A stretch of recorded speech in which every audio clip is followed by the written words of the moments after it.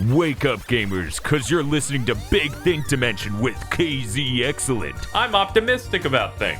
Dan and Bob Video Games, You see that mountain? You could fuck another man on that mountain. and Mr. Feel Hold on to your asses, assholders. here on GigaBoots. Now, how often do you guys get snow in the Panhandle? Like once or twice a year, maybe less? Basically never. Let me explain. I saw snow for approximately 4 seconds when I was 8. Okay. Well, here in the Southwest, we get snow once or twice winter usually. And a thing happens, and this is leading into what happened when I woke up today. I woke up today and there was frost on the grass. There wasn't snow. Yeah. The roads weren't icy. Mm-hmm. The grass was frosted over and it was cloudy and like 20 degrees. Okay. Cans of meatballs. I go back to sleep because I'm not fucking getting up and doing anything when it's 20 degrees. Fuck that. Fair. But I wake up hearing sirens and I go, oh no, already? Silent Hill. I go to the store after I get up. No bottled water. 80% of the canned food is gone. Because when Southwesterners see the slightest hint of cold, they go fucking feral. Okay. They start flipping their cars and buying out every fucking canned good in the store. They just become lunatics. Okay, so we don't have that. That sort of thing almost happens for hurricanes, but let me tell you what happens with frost.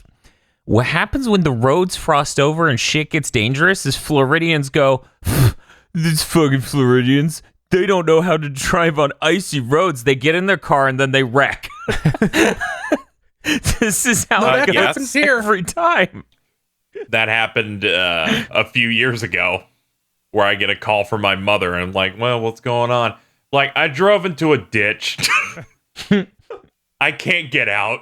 I'm like, oh no, come on. Me and Jim Rankgazer got trapped on an island because the bridges frosted over.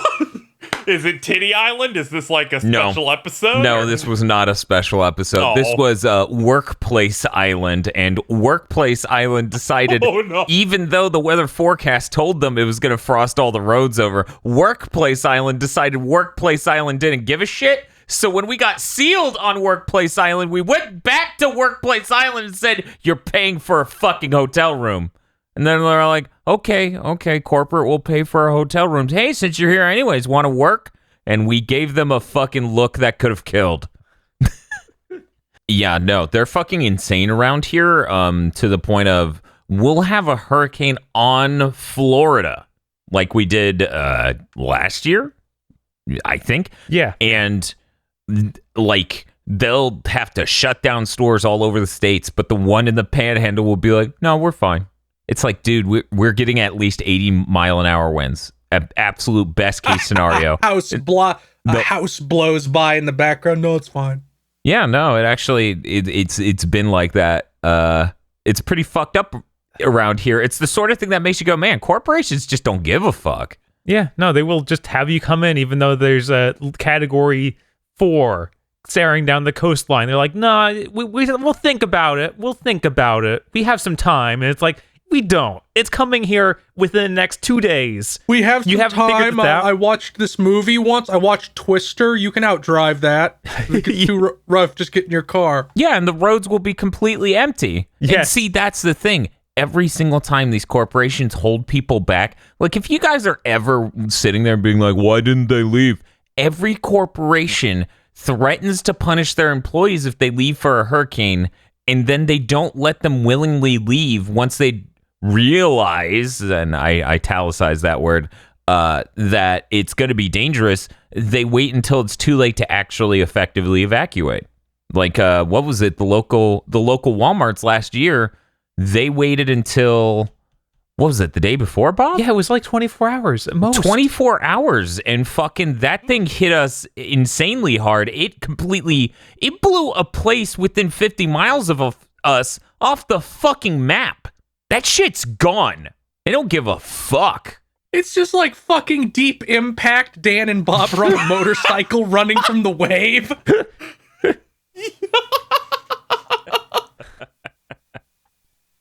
So when I was in Florida, and then they did, I think it was like the mid 2000s, they hit like 4 hurricanes hit Central Florida in a row.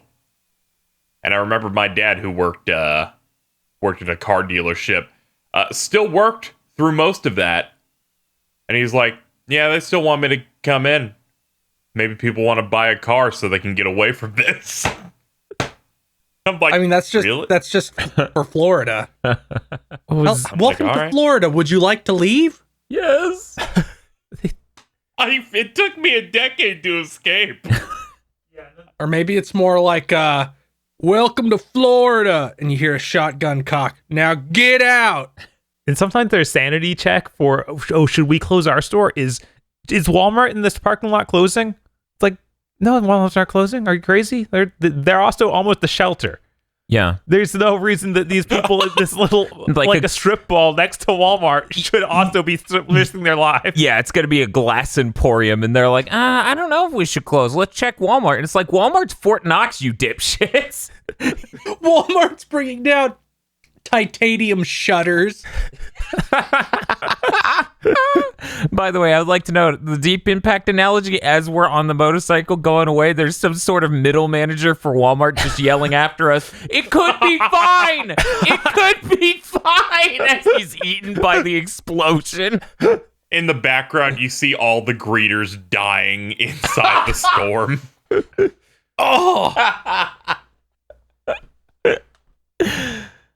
Fuck corporations. How's everyone else doing this episode of Big Thing to Mention? Doing better than you. I'm doing great. I got 80 whole minutes of sleep, and then when I went to take a nap on my lunch break, a coworker thought it'd be funny to wake me up. The fucked up part, and I didn't want to tell people on Twitter. Are they not alive now? Did you because- kill them? No, I didn't kill them. The fucked up thing, and I didn't want to tell anyone on Twitter because this makes this story even sadder. That wasn't even 80 minutes straight of sleep. Even that was interrupted. Oh no. My day has been farcically bad, and then we got a tornado warning leading up to when we scheduled to record this podcast, and I'm like, I'm gonna die, aren't I? It's just gonna happen. Even worse, we have to talk about Fall 76 later. It's a crazy time. Yeah, Let's not get ahead of anything. maybe it's not such a bad option now that you mention it. But I think before I die, in order to avoid talking about Fallout 76, I want to talk about the games I've played this week, because I've played some pretty good games this week. But first, before I can do that, I need to talk about... I didn't talk about Link's Awakening at all for last week's podcast. Oh, yeah. I played through all of Link's Awakening before last Big Think, and it literally left such a small impact on me, I forgot I did it by record day.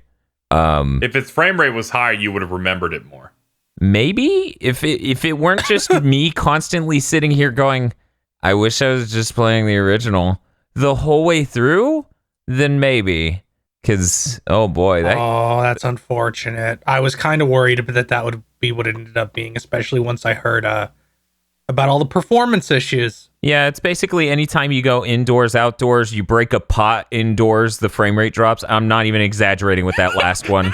There's a room where it's mandatory to break at least 6 pots to get across. Wait, let me redo the math. 5 pots to get across. Each time you break a pot, the game's frame rate eats shit.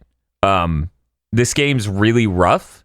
It's a shame because the art style's really beautiful and the soundtrack's pretty great, and for some reason every house hisses. I don't know why. But that's a thing in the audio. I don't know. Anyway, it's a really gorgeous game. Link's Awakening has some design limitations that are caused by being on the Game Boy, where you only had A, B, start, and select as your buttons, and this could have completely been a huge overhaul for it and a vastly better experience. Unfortunately, I felt pretty disappointed, and honestly, I see myself probably trading this game in. It didn't help that I had to redo about an hour and a half. $15 for it. Yeah, luckily it was $50. No, it's a Nintendo game. Those keep their value. Yeah, I need to go to eBay and try 30. to sell it. But luckily, or something awful that happened was that I had a glitch, a save file ruining glitch that made me redo an hour and a half of progress. Luckily, I kept 2 save files, a thing that I've never done in a Zelda game before. But at some point, it occurred to me to start doing dual backups of my progress, just in case something went fucky. Like the game's running bad, it might also be, other parts might actually, you know what's be fucked put up? together with gum. Here's the fucked up part. I started reaching the end of a Zelda game, and I went, I know what's gonna happen. Yeah, because of my experience. Yeah, because Bob had that experience with us, Twilight Princess. For those who don't know, Twilight Princess had a room you could save in that would soft lock the entire file. And it was about an hour and a half before the end of the game. So this was that for me. I'll describe what happened because my Twitter video is so vague. There's no way you could decipher it. At one point in Link's Awakening, you get a pretty dope Cucco-like thing, and you can hold on to it, and it'll let you glide a bit when you fall. I fell through Death Mountain. I just fell straight through the mountain that had the windfish on it, and I kept falling, and then the checkpoint saved while I was falling. Oh. It was a nightmare. Something I really appreciate about Indivisible is its save system. Yes. Where every time you save, it's just like, yeah, you can roll these saves back. Yeah, no, Just that's infinitely, like 200 That save should be slots back. standard in every game forever. yeah. It's really nice. It yes. is incredible. Like, yeah, in case you guys haven't seen it, there are multiple bespoke slots. I'm speaking to the audience because, of course, we've all four seen it. There are like 200 or so bespoke slots you can save in. Each one of those has rollback states, so you can keep being like, no, I need to go earlier in this file, and you just hit the left button and it goes. It is so good. If I had that, would have been fine. But no, this is how bad it was. Not only did it delete one of the last dungeons of the game, I think the second to last dungeon, it also deleted 7 different exchanges in the trade fetch quests, and 6 heart pieces. It was the worst time it could have done that. Oh man, but yeah, no, I was pretty disappointed by that. You know what I wasn't disappointed by, Bob? What's that? Tony Hawk's Project 8. That game's still pretty solid. That's still the best Tony Hawk game. It sure does run like shit though. yeah, no, it. I mean, if it was so Link's good, Awakening. where's Project 9? I don't know, Casey.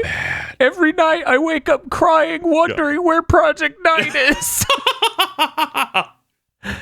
But yeah, no, Project 8 runs really shittily. And I was extremely optimistic heading into the PS3 generation that the later versions would fix that. Then we only got one more real Tony Hawk game. And that was Proving Ground, which doubled down on the worst part of Project 8, probably. And had a bunch of new bad ideas, and is terrible. But going back and playing through all of Project 8 in a single stream, thus why I only got 80 minutes of sleep this morning. Oh, I was... Well, why does this keep happening? Because Dan's insane. Why does this keep happening? This is a constant for Dan. Every so often, he has a moment where he dies. I work 1 day a week. I better do a 8-hour stream 9 hours before I go to work. Look, could I do the other half tomorrow? No, impossible, dude. Absolutely impossible. We're not going to do There's Tony no Hawk. time. We're not going to do Tony Hawktober and Tony Hawkvember. That's stupid. See? We can't do that. We got to Just very inconvenient that he works that one day. He should probably drop it. I will But he look won't. into that at some point. It's funny when people ask me, "Hey, what do you do as a job?" I'm like, "The fucking podcast you listed to." But Have you checked out patreon.com/GB podcast? you should probably check that out. It's pretty cool. Wait, I got this covered. One second. That's patreon.com/GB podcast. Dylan? I'm so proud, my baby boy. Oh, speaking of that, Yeah. Speaking of me, yeah. Dan, what the fuck was that KZ voice you were doing during Project 8 last night? Dude, I don't Hey, even fucking... what the fuck? I don't didn't even- watch that stream. I don't even remember doing a KZ voice. It was like me doing Winnie the Pooh. Okay, It's like- I'm gonna need you to do the KZ voice feel. It was like, oh, I'm KZ, and I love chewy cookies. Mm-mm. Oh, bother. Oh, bother. KZ voiced by Cat from Cat Dog. Stop talking about cat and cat dog. But yeah, I think the one shortcoming with Tony Hawk Project 8 is that it does repeat a lot of the content structure. It's probably too good. It's probably too good. Dude, if they locked 60, Just like I would have Gears of said War it. 2. I would have said it that I would have become Greg Miller. If they got a 60 frame per second locked version of that game, I would have been like, the problem with this game is it's too good. I think the real problem with that game with the Bam Margera events. That was a nightmare. It was like 20 minutes straight Told you. trying to show I yourself told into you. a dumpster. See, feel. I know you told me now. What you said didn't quite fully trigger the memory of what you were talking about. Yeah, no, that's my least Until you did favorite it. fucking challenge in the entire game. It's a nightmare. It's horrible. It's so bad. For those It's who the don't only know, challenge like that. There's not that one is like ripped right out of Thug 2. Every other challenge is just fucking do the skateboarding thing.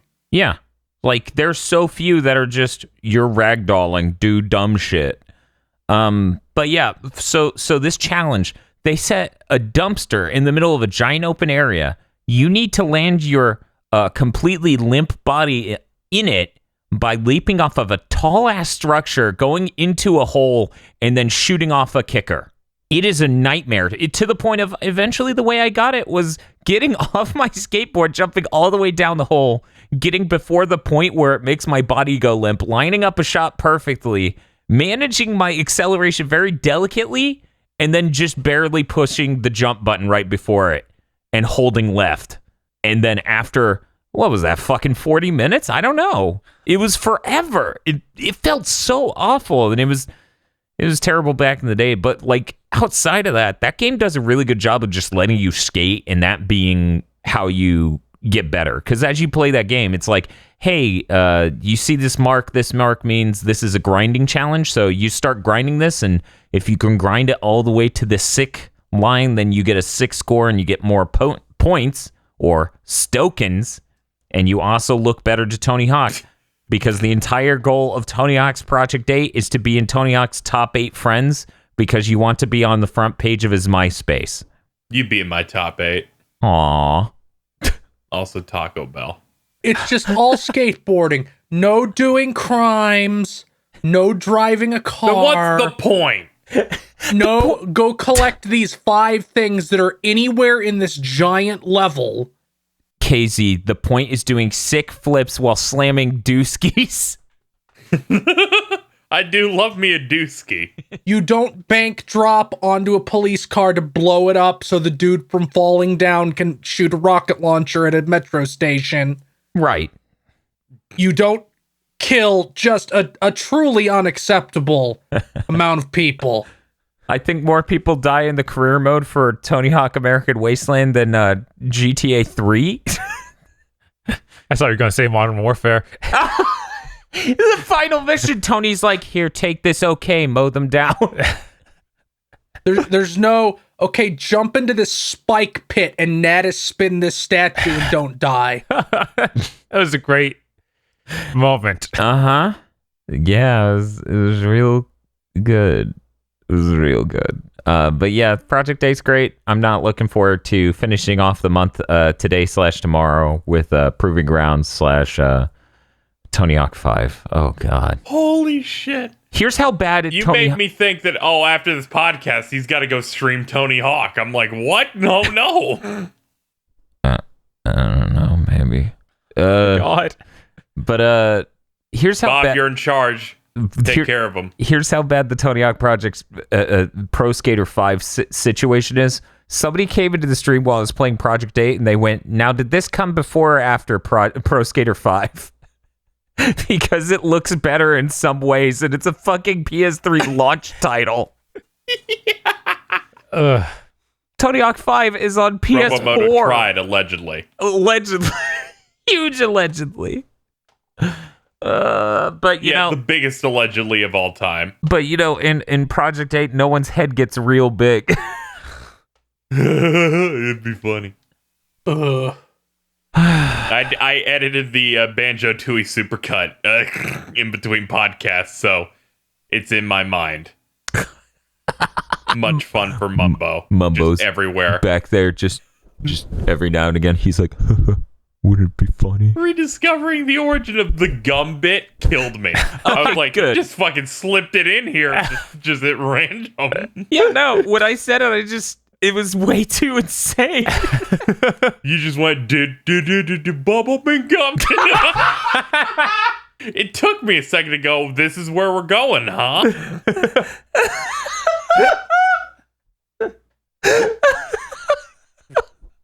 I need to listen to that. Okay, it's a strong video. Guys, how many gaming podcasts out there allege that famed video game composer stole his jingles from gum commercials? How much do you think it would take for me to get Grant Kirkhope to make a theme song for the Big Thing Dimension? You gotta. He's like, what do you want it to sound like? And you're like, a gum commercial.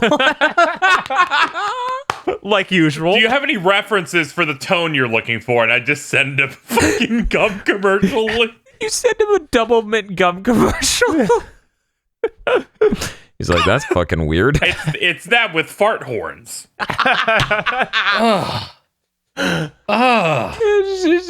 Just put in some belches and a fart horn. Yeah, this is great. Thanks, Grant. You just hear fart horns and wake up, gamer. Oh God. Okay. So I think that's all I played. But hey, Bob, we need to move on. I'm gonna black out. What did you play in the last week? Actually, the week before last, I played a little bit of Gensio Kyo. Bless you. Night Festival, which is that Toho game. Yeah, it's that Toho Toho. brought up. About, yeah. Yeah. Real quick, Bob remembered this because I looked at him after we recorded that episode and I went, I didn't even talk about Link's Awakening. I played that. And then he looked at me and he was like, I didn't even talk about Gensokyo. We're really good at this, is what I'm saying. Bob, how was Gensokyo? It was really bad. Oh. The art is fantastic. If you just want to go look at some great pixel art, go for it. Okay, I never want to touch that game again. I literally booted it up today. Wow. Played it for like a couple seconds. Like, no, this is still trash. This is one of them. So it's a 2D. Are you trying to tell me you two forget that you played a game and you're both like, yeah, I fucking hated this? Yeah, this is a defense mechanism. It hurt us, and so we forget about it and we move on. It's a 2D platform. It's like, yeah, you use the analog stick. And I'm like, what? Why? Why should I have to use the analog stick? Well, I do that anyway, so that's not a negative to me. Yeah, we know you're subhuman. What was that? And then everything about your way your attack structure works is just like, okay, here's an incredibly tiny character. You have this giant hitbox that you swing around, and all of your movement just feels bad. I'm like, this is rough. So I'm going to tell you what I thought it looked like just from glancing at it. Okay. Yeah. You remember that Metroidvania that was rather high-res sprites and very combo heavy, but a bit cheesy of combat, and it's very furry? Oh, that thing. What was that? Oh, Dust and Elysium. Yeah, Dust Elysium is that like one 200 times better. Fuck. Yeah. Okay. That feels like it has physics behind your character moving. This is just feels so loose. I can't even. That one was made by one dude. Yeah. But did you unlock the powers of density? Maybe you have to get all your powers before it feels good.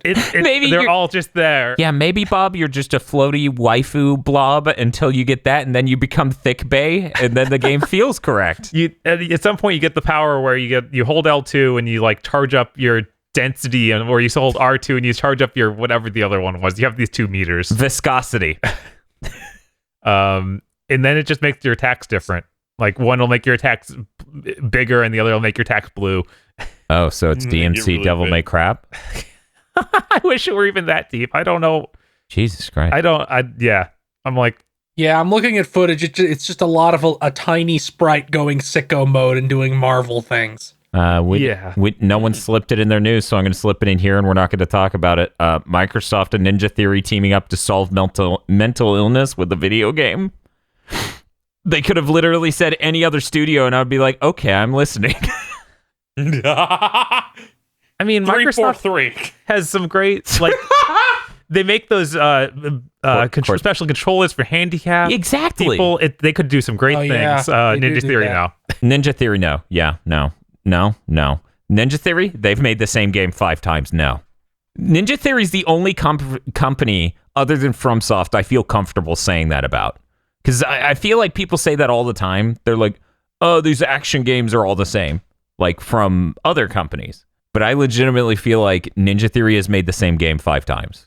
I feel like every Ninja Theory game is just the same game, mildly different, just like Dark Souls. Anyways, Bob, you're talking about Gensokyo? I think I'm done doing that. Bob, you're not talking about Gensokyo? The only thing I played was I tried out some of that Call of Duty Modern Warfare.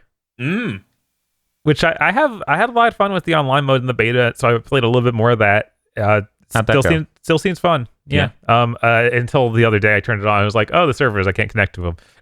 I'm like, okay, that seems reasonable. You're like, oh, geez, that's unfortunate. What's this? Update my blockchain. No, Dan, it's not Cooking Mama. Armchair devs. It's not Cooking Mama. Why is it? Oh my God, I forgot about that. When does that come out? I'm really curious, like the full execution of how it's. We need to find out when the spoiler cast has to start. Yes. We need to jump on that. It's really bad. I like Cooking Mama 1. I wanted to buy this game. I thought this game was going great until I realized I had a bad hash, But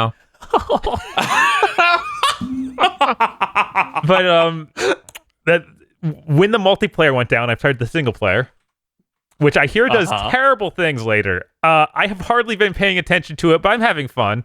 Like it's just this globe-trotting like first-person shooter with some cool set piece stuff. Like there's this sequence where you get a little laser thing to mark targets, and they'll rockets shoot at the whatever you mark. Or every once in a while during this gunfight, the allies you're working with have these drones they keep flying in that have bombs strapped to them. So you just get to take control of one of these airplanes and fly it into something. Like, oh man, the choppers are coming up. So then you fly your little plane into a chopper and it blows up. And I'm like, this is fun. And it all Did you shoot a baby yet? I did not shoot any babies. So far, the controversial stuff I've seen has been like, I wouldn't even call it that. It's been like, okay, if you try to be a hero and rescue these guys, the terrorists just kill you. Like you can't. Oh, yeah. So it's not a different ending for the level. It's a fail state. Yeah, it's literally just okay. You tried to. This guy's threatening to kill this father, and you try and get out there, and he just murders you if you try to. And it's like, okay, this is a little upsetting, but it's not like terrible. I saw that the setup for the campaign basically amounted to character getting mad that they regulations and the rules of engagement make it so that they can't stop the bad things from happening. They're like, welcome, you're the new sheriff in town. Welcome to our elite squad where we do things by our rules. Yeah, Cap Price is a little bit. A little bit like overstated in this game. Like he can't fly everywhere and just be the guy who can do anything. I mean, the Captain Price was like a ridiculous war criminal in the originals, if you remember, because you broke him out of a weird like prison that's a hole in a wall. Yes. Like in 2. Yeah, it's just it like was pretty epic. Look how I only mentioned that because I knew it would harm feel. Okay. So that Cooking Mama game does not have a release date, and this rumor that it came out 2 days ago is wrong. I had to verify that.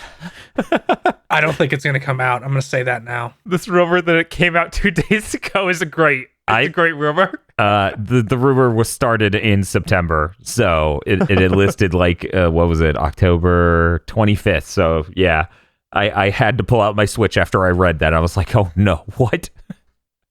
But yeah, currently we're still looking at a placeholder date for that Cooking Mama game of December 31st. Cool.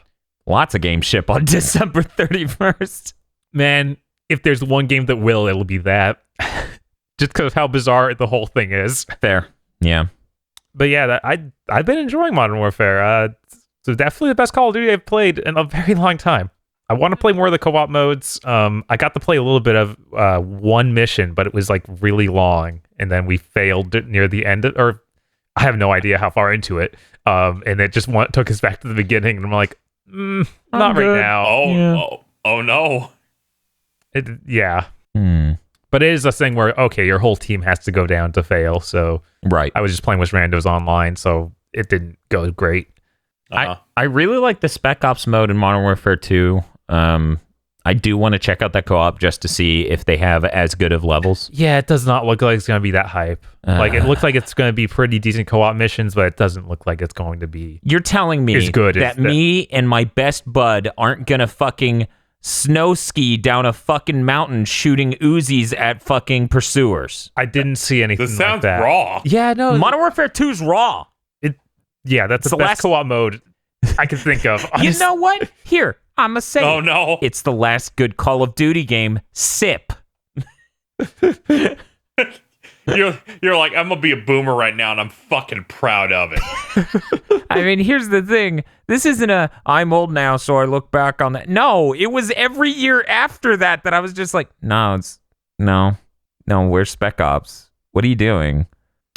Also, I like, Bob, have you seen the people commenting on that, how self-serious the story is in this? And they're like, Call of Duty used to be goofy. Here's Nixon and this other person fighting off zombies. I did see that and was like, that's relegated to that one mode. Black Ops as a whole has the most overly serious, dreadful story I can imagine. I don't even play Call of Duty, and I know that's Spacey wrong. One time. Dude, fucking Black Ops is a dude screaming at the camera for the whole campaign. It's so self-serious. It's so grating. It's so awful. Yeah, I don't know where this campaign goes, but it's never been as bad as that. Right. Yeah, I feel like yeah. But yeah, hopefully I'll get to try that co-op. Order the new Black Ops next year. It's gonna be Kino. Actually, they're worried that it's gonna be really problematic when it comes out, so they want to make sure that it's a Black Ops game, so you buy it because of that. But then they get deniability down the road. They're gonna call it Blops. Call of Duty Blops. Aw, damn. You see, my hope was that it was going to be Black Ops 5, and it's going to be 5 lines vertically. They already did 4 lines. They'll do 5. Yeah. It'll either be 5 lines or a V. So the new symbol will be 5 lines, but it'll be set up as a 3x3 tic-tac-toe grid of 4 lines, and then the 5th line will be the circle in the middle. That's the new Call of Duty logo. I'm glad they figured this out. Oh, come on. It'll just be 5 zombies standing there. They're just shrugging. Yes. Buy the game. Yeah, man. Did you buy the new Call of Duty 5 zombies? You know, Bob, I have a question. What's up? I haven't kept track of any Call of Duty special editions in forever. Mm-hmm. I know we had a conversation earlier this year where I was like, last year had a special edition. It didn't even have a single player. Right. Any idea what the crazy editions of this year are? The crazy edition this year is the throwback to Modern Warfare 2 with the night vision goggles. Night vision goggles. Holy shit. We really sip, guys, sip. Fuck. Jesus Christ. I assume they're charging $250. Just $200. That's all. That's it's just $200. Sorry, everyone. And this gets you not only those, you also get control freaks, which are analog stick extensions. Oh my god! What? To give you better, more precise control of the action. They're stilts for my analog sticks. Yes. Who are those for? What People mutant needs that? People with incredibly short thumbs. Yeah. Also, sorry, I dipped into feel there for a moment. Some people say that they make it or give you better control. So whatever. They need that analog stick higher, I guess, or it gives more grip, something like that. Sure. They get more degrees of articulation. But that's it. That's all I played this week. Oh, okay. Well, then we're gonna go to KZ Excellent. KZ, what have you been playing over the last week? I went through The Outer Worlds this week. Jealous. That came out in between podcasts, and this game is really fantastic. Really thoroughly enjoyed my time with it. This is the game that they first announced over at the Game Awards last year, saying from the creators of the original Fallout, which they timed that right because Fallout 76 came out like a month before that, and that was a complete mess then. It is a mess now. And I like the one where somebody took that because it was part of a splash screen on that trailer. And somebody just took the splash screen and put screaming Todd Howard superimposed over it. Yeah, I do remember that. So the goal for this game seemed to be taking all of the knowledge Obsidian had from Fallout New Vegas and the other RPGs they've done in the past, and just try to make one of those on a smaller budget, on a a functioning engine, and they did it pretty much perfectly. I see a lot of people wondering if they're going into this expecting it to 100% be like the Fallout games, and I wouldn't say that that's accurate at all, because I think one of the main things you'll go into Fallout New Vegas or Fallout 3 is a mix of the questing, but also exploration in the huge map and finding random out-of-the-way locations. This game doesn't really offer that. It's a lot more linear.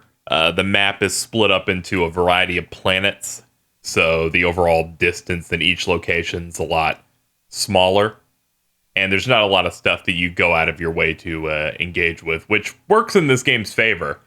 But I feel like if people really dug the exploration aspect of the Bethesda Fallouts or New Vegas, then they're not really going to get much there. This feels a lot leaner.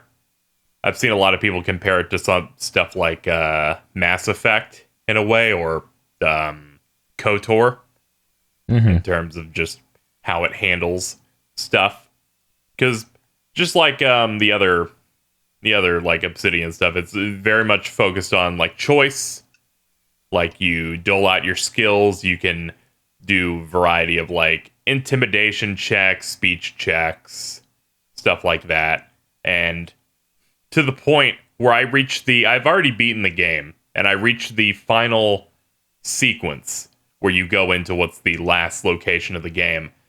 And I fought 0 enemies until the final boss because I just passed checks that allowed me to skip literally everything. I love that shit. Yeah, no, that's really good. I probably would have skipped the final boss, but they're like, you need 85 science and 85 something else to pass this one check, and I did not have that. Casey, if you could have red pilled the boss to death, that would have made this game of the year. I would have to go out. Maybe that is what you do. Maybe you use science to be like, the planet's flat. You should kill yourself. I would not be shocked, because New Vegas had the same thing of if you had 100 speech. Dan, you can do exactly that in Fallout 3. Yeah, no. In Fallout 3, you meet the President of the United States, who is a computer. He's a robot. Yes. And one of the options, and it's not even a high check, is, can't you see, Mr. President? You're an abomination. You shouldn't exist. And then he just kills himself. See, and that's fantastic, and I love the little things like that, like in Mass Effect games and these Fallout games. And what I've heard about this new game is that it's a good game. Yes.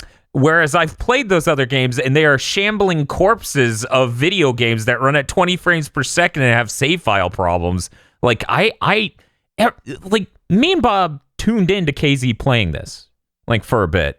That is the smoothest I've ever seen a Western RPG shooter run, I think. I cannot believe that I've not noticed a single frame drop the entire time I've played it. I've lived on this game since it came out. No glitches, no bugs. The closest thing I've encountered is sometimes if you fast travel, it hasn't fully loaded in. So you're like running through an area, and once they realize you're getting a little bit too far, It dims slightly. A little buffering wheel appears for 2 seconds, and then it's good. Oh, okay. That's the closest thing to anything wacky in terms of performance or like how it's running. Okay. The story briefly, it opens on the fact that you're from Earth. You were put on this ship and cryogenically frozen alongside hundreds or thousands of other people because I guess Earth just wasn't doing well. And then your cryogenic sleep chamber cracks, and then you wake up and you're a buff lion man, and everyone who's an adult is still an adult, but you're just ripped. Also, I think it's really funny that this game basically opens with you getting cryogenically frozen, which is what happens in Fallout 4. Doesn't have any really dumb plot holes around that. Oh, God! No, there was no. That's good. This man is the same age, even though we're 50 years in the future. He was a cyborg. I guess we made him that. I'm not sure if I should be proud of this, but I'm proud of the fact that I'm like, the beginning of the plot involves you on a spaceship and you're cryogenically frozen. This is Thundercats. Instead of me thinking about Fallout or anything else, I'm like, it's fucking Thundercats. You're gonna get ripped. What about that movie where the guy wakes up the girl because he's lonely and that means he condemned her to death? Oh my God! What? That sounds. There was some movie in the past couple years that's about like a colony ship, and one guy accidentally wakes up from cryosleep and realizes he's basically doomed to be alone the rest of his life until he dies because these people aren't fucking waking up for, 80, 90 years. So he wakes a girl up and pretends like it was a malfunction, and that's the plot of the movie. Wow. Oh, man. That's rough. That's okay. These pretzels are making me thirsty. Man. So you're frozen. You're shot up into space. They're targeting this colony, the farthest reaches of space, where there's a few planets. You're never woken up, and 70 years pass, and then you're finally broken out by this Doc Brown-esque character. Okay. Who basically goes, yeah, they just left you here, and things aren't going great. I'm kind of considered a terrorist, but what we're gonna do is you're gonna help me break the rest of you guys out so we can help people out. And that's pretty much the set dressing, and then throughout the game you're dealing with the various planets.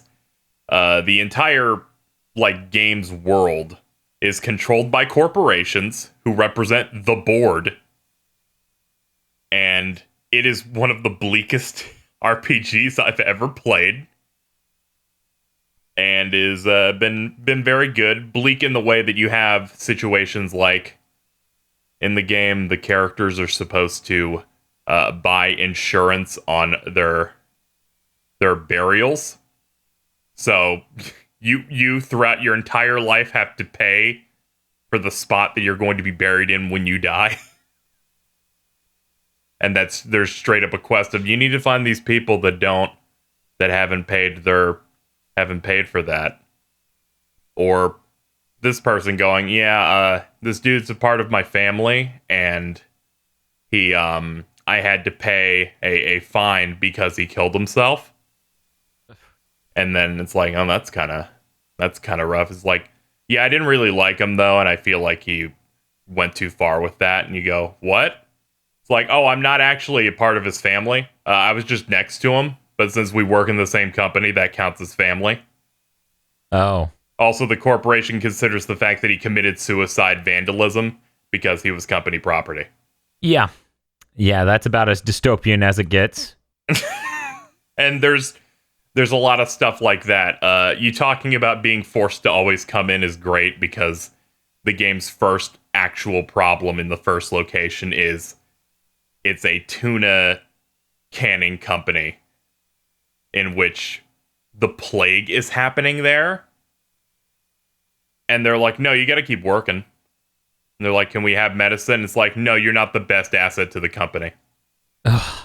We can't wait. We can't waste this medicine on you. This is for the good ones. Mm-hmm. and that leads to a lot of different things. So overall, I think the writing is really, really solid. I've enjoyed all of the quests. There are not too many of them because you can get through the game in about 20 to 24 hours. You could probably get through it shorter because it's one of those games where you can kill basically everyone and the game keeps going. You'll just end up missing out on a lot of quests to the point where if you get things to a point where you screwed things up and it's like, oh, I did this, so I can't beat this quest.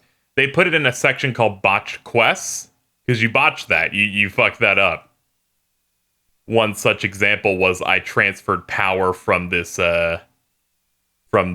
plant where they were doing a bunch of stuff in this city to another place, and they said, all right, well, they can't run anything now, so they can't help you with this one quest you were working on because they can't turn anything on anymore. Or as the description said, they want to shoot you on sight, so obviously you can't turn this in. Yo, dummy. You're not getting the reward. I made a couple of mistakes there. They've added some things to the general RPG of this type to make it a lot better. One thing is flaws, where as you play, depending on things that happen to you, the game will say you've been presented with a flaw. And if you take it, it will permanently ruin your character in a way. But you'll get a perk point, so you can give yourself a free perk for it. Yeah, I had a good conversation about how somebody who didn't understand how why they got a perk they got hit too much, so they got a flaw that it's now easier to be harmed by physical injury. Like, that you're doesn't weak make sense. to physical damage. Being punched should make me strong against punches. This isn't fucking Dragon Ball. It had a very PM-esque energy. It was very, very stupid. There's no Zenkai boost in the dystopia? Oh no. There is not. There is not a single bit. It's just that build up a resistance to gunfire by shooting yourself with lower caliber rounds, but real. They've got stuff like you take a lot of fall damage, so I get like acrophobia. So it's like, all right. And it makes it so your perception, your dexterity, various other stats will get lowered whenever you're close enough to whatever that specific phobia ends up being, or when you're in a specific flaw. I ran into a problem a couple of hours ago with this game where I took on a flaw. It started with me going to my ship, and one of the companions you can get is a robot that you can fix up. It is a cleaning robot, which is great because its special attack is it jumps and ground pounds all the enemies and does acid damage, but its icon is a lemony fresh looking lemon because it's still a cleaning robot. Yep. And I was in an area, was getting fucked up by enemies a lot, and they're like, would you like this flaw where you're afraid of robots? I said yes, and then went, oh fuck. 10 minutes later when I went, why can't I open this lock? Why am I getting penalties? Oh fuck, my companion, stay away from me. You're lowering my stats. Having you here is ruining my life. I can't take it back. It's over. I'm just afraid of robots now, including my nice little robot man who doesn't even hurt me. So do you actually get the choice to take this flaw or not when it... Yes, okay. You do. You can opt in and get the perk, or you can opt out, because there's some like, take more physical damage, or you're permanently crippled because you fell too much. Your walking and run speed has been cut by a fourth. It's like, no, I don't want that. There should be a difficulty that just doesn't let you opt out. Right. They knowing this game, they probably would have done it for Supernova mode, which is this game's hardcore mode, which I've been playing through because I wanted to talk about it on here, since I imagine not too many places are talking about it. This mode is some shit, man, where they're like, all right, We're going to make it so you have to value your sleeping, your thirst, and your hunger. Also, the enemies are stronger. You can't hard save wherever you want. You can only hard save on the ship that you have, your base. Auto saves are fucked up in that they are a lot less common. Like, basically, I learned that the best way to get an autosave is to either fast travel to your ship because it creates an autosave from the point you were at before it, or leave and exit a building or a loading zone twice, and then it'll just save you in that spot. This was another segment of KZ really wants the PS5 to be here because this mode is the loading fucking mode, because good God, is there so much when you're put into situations like that.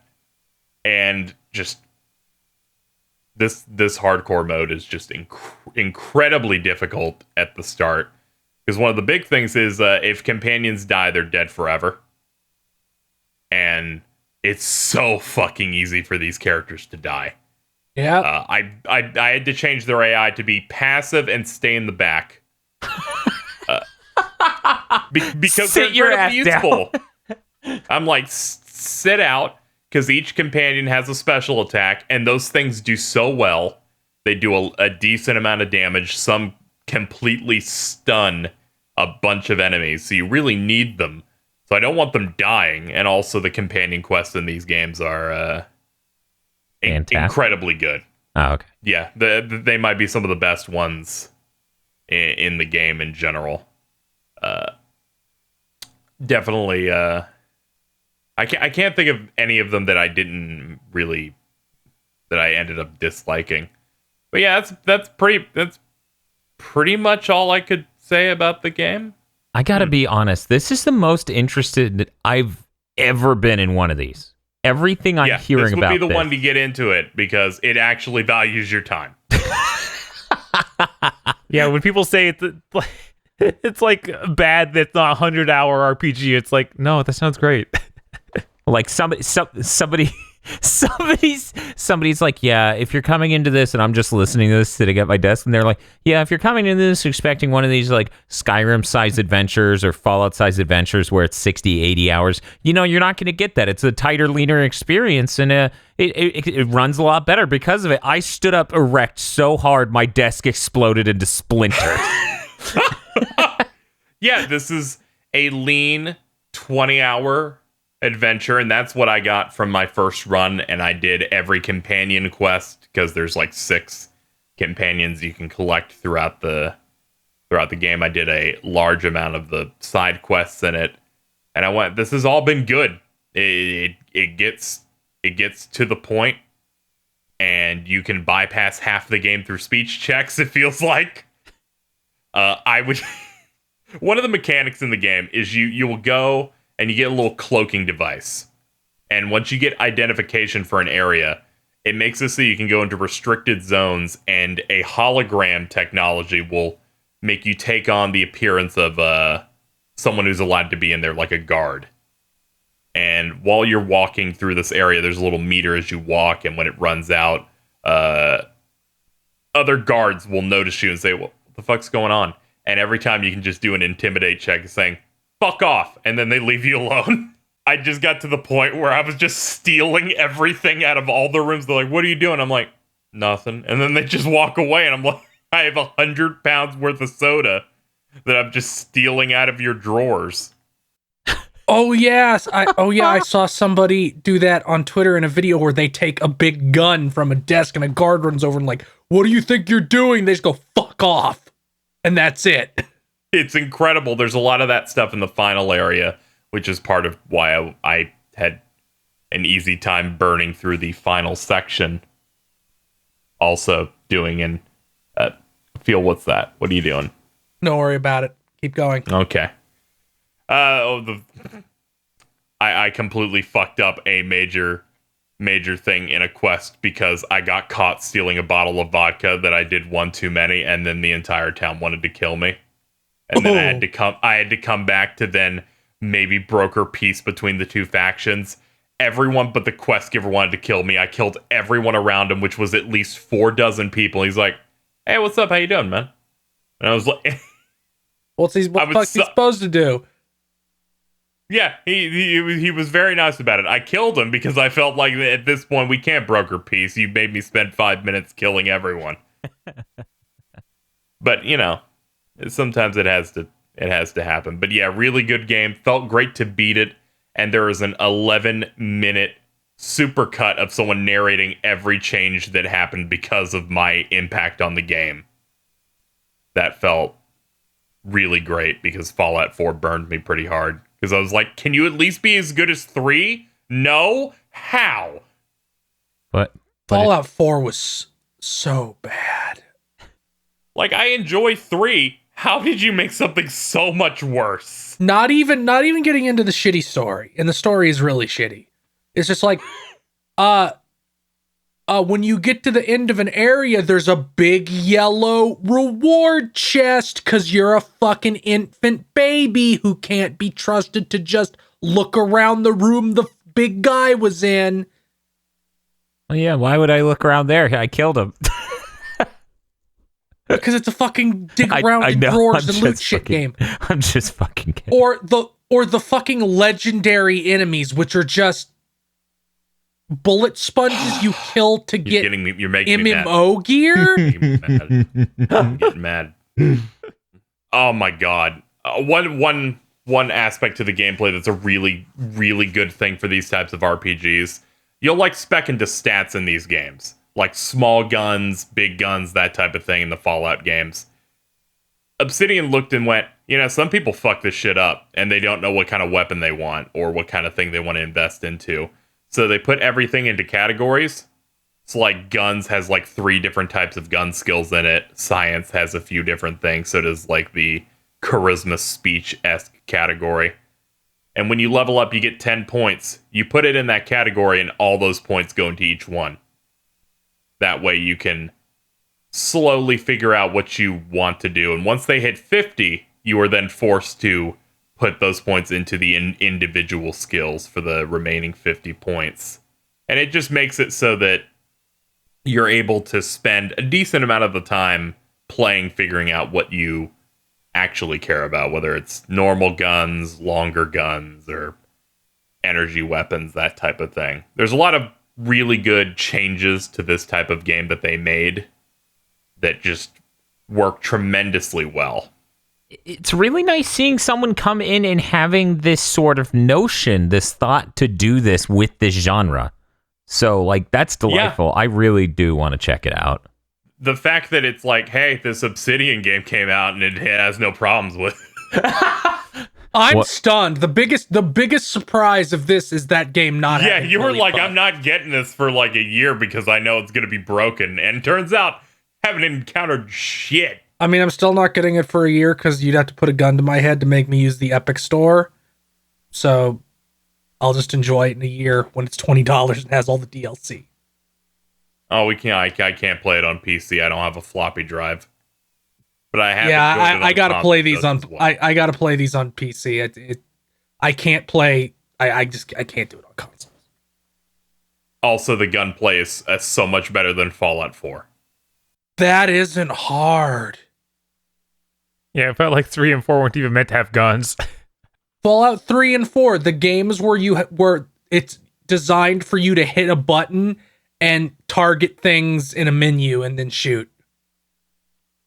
Yeah, this is a step in terms of gunplay. If you compare it to something like the new Borderlands, it doesn't match up to it because it doesn't have like sliding or you're not vaulting over things. It's not super tight, but it feels satisfying enough. Is there a VATS equivalent or just no? Yes, so the game actually made it a part of the plot. Because you were revived after being frozen for 70 years, your body's having a weird reaction to it. So sometimes you see things and time slows down. So you just have a button that slows everything down. And once you level up a specific stat, I forget, I think it's just the guns, you can then get bonuses depending on where you target. Like shooting someone in the head blinds them for a little bit. Now, is that a thing where you actually shoot them in the head, or do you have to slow down time and then It's manually aim? it is just aiming it. So Okay, you're slowing down time, and better. it slows it down to like everything's moving at like a tenth of its normal speed, and you can just play it like a normal shooter. And then there's plenty of perks that are like, for a short amount of time during time slowdown, you move at normal speed, and you get more from getting kills. You get like more time to use it. And it's a fillable meter.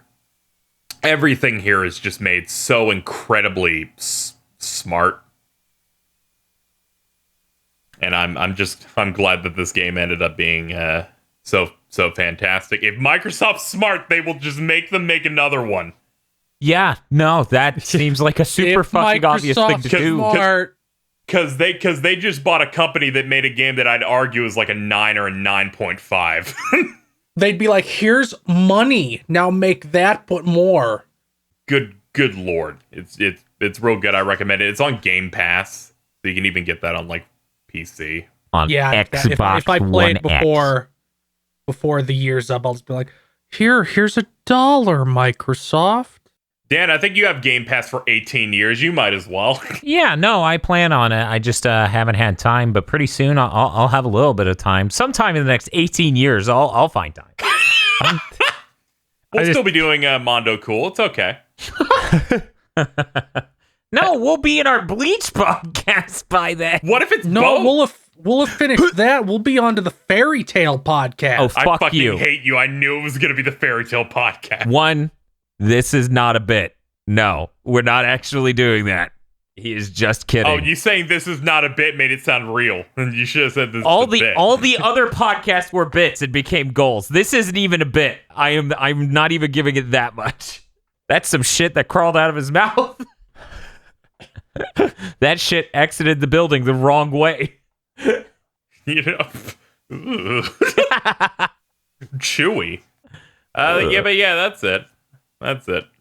I really worry Microsoft will be like, okay, now make that with some, microtransactions, multiplayer elements. Bob. God. Make that, but Halo. No, it'll be make that, but Halo, and it's also Destiny.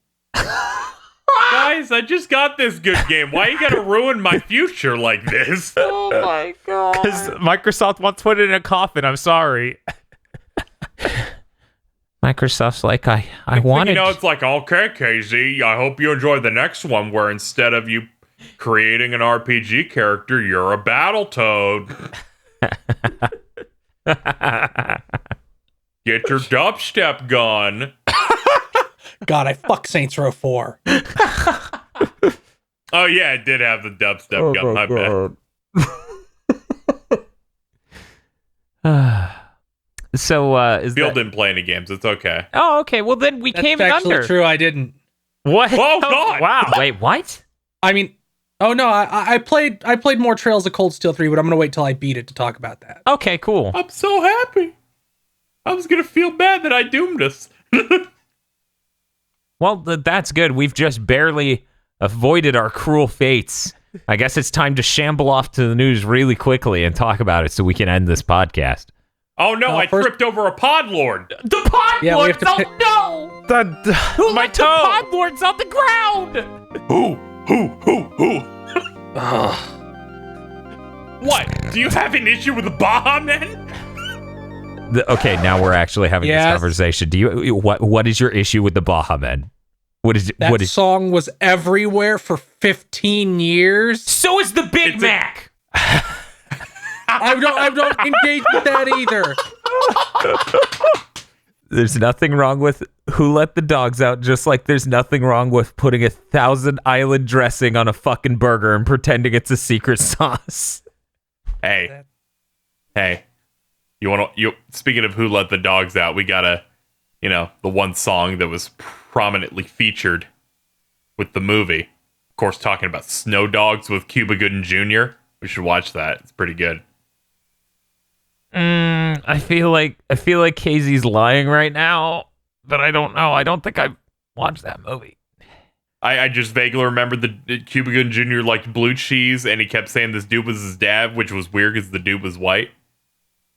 Okay, If I remember the plot of Snow Dogs, Cuba Gooding Jr. is like a dentist or some other. Oh fuck! Why are we Really- talking about Snow Dogs? We need to talk about the Pod Lords. Okay, Oh, I'll fuck save the it for Pod after. Lords! The Pod Lord, the Pod Dogs.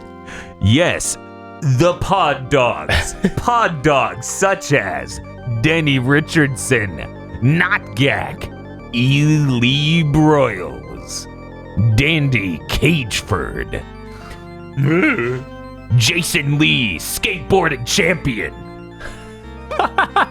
Red Blaze 27, Shadow Jucifer, the true self, or as Dr. Agro puts it, Jucifer, who thinks ranch dressing should never go in pizza, which makes him a punk bitch. I didn't realize this was a beef cast. Jesus Christ.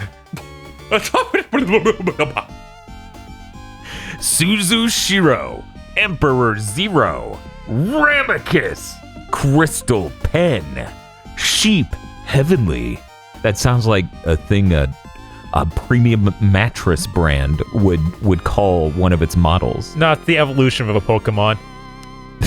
Oh wait, Not one in the new game though. There's none of that there. You're telling me instead of Mega Evolutions, we're getting Heaven Evolutions? Yes. I would actually be down for that. If that's a real Pokemon, then Tracy Sketchit owns that Pokemon. Xaver, this is fucking filthy, but I'll read it. This is fucked up, and everyone after you should give you a noogie. As well as the Butt Lords, including Chris Fitzpatrick, Brandon Heat. Oh my god. Every news story where Blizzard owns themselves makes me stronger. You're gonna have fun this episode.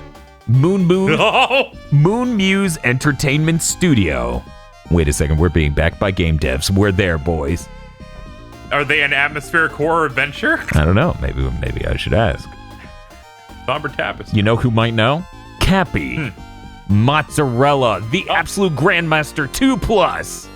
Gex Maniac's heaving chest full of Halloween candy. God. Osama Someone bin walks up. Foolin. Blows Feels brains out. And 4 shit, the skillet. 4 tickets to Joker, please. It's like the DMC5 intro, but we're dancing on the stairs. Oh, I wish we did a spoiler cast now, just so I could have done that. Now we get these ideas. Damn it. Thank you very much to the Pod Dogs and the Butt Lords. Who let all these Pog Dogs out? Hoo. Hold on to your asses, ass holders. Thank you, Pod Lords. Thank you. Thanks you. to the Pod Lord. Thank you, Now- Pod Dogs. Thank you, Pod Lords, and thank you, Butt Lord GT, for that excellent Pod Dog name, I guess.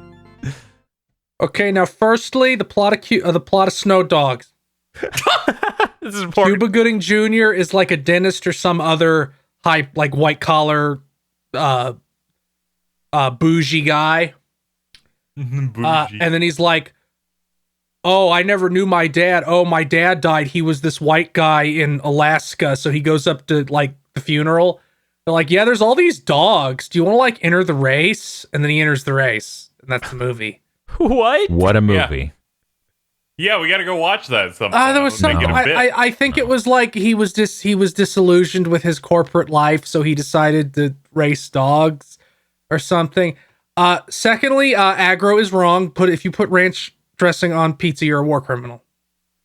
Agro has incredibly strong feelings about pizza. He once got upset that I ordered a hand-tossed pizza crust for a taco pizza, and I explained I wanted it to be filling, and that was not good enough. And to this day, I don't think he's forgiven me.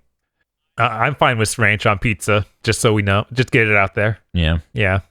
I'm in a constant state of battling Dr. Agro, I feel like. It is continuing to intensify as the days go on, but it's I get breaks in between it when he just talks about how Tracy Sketchit from Pokemon date rapes girls. But in between that, Tracy Sketchit from Pokemon, that motherfucker. the character in which the people at the anime said, I don't know, people might think Brock is racist. Let's make the whitest guy on Earth. And then people didn't care, so Brock came back. It was really weird how that episode where Ash like looked at Tracy's sketchbook when he wasn't around and was like, boy, Tracy, you sure draw a lot of Misty's feet. That was a weird episode. I can't confirm or deny this, but I doubt it.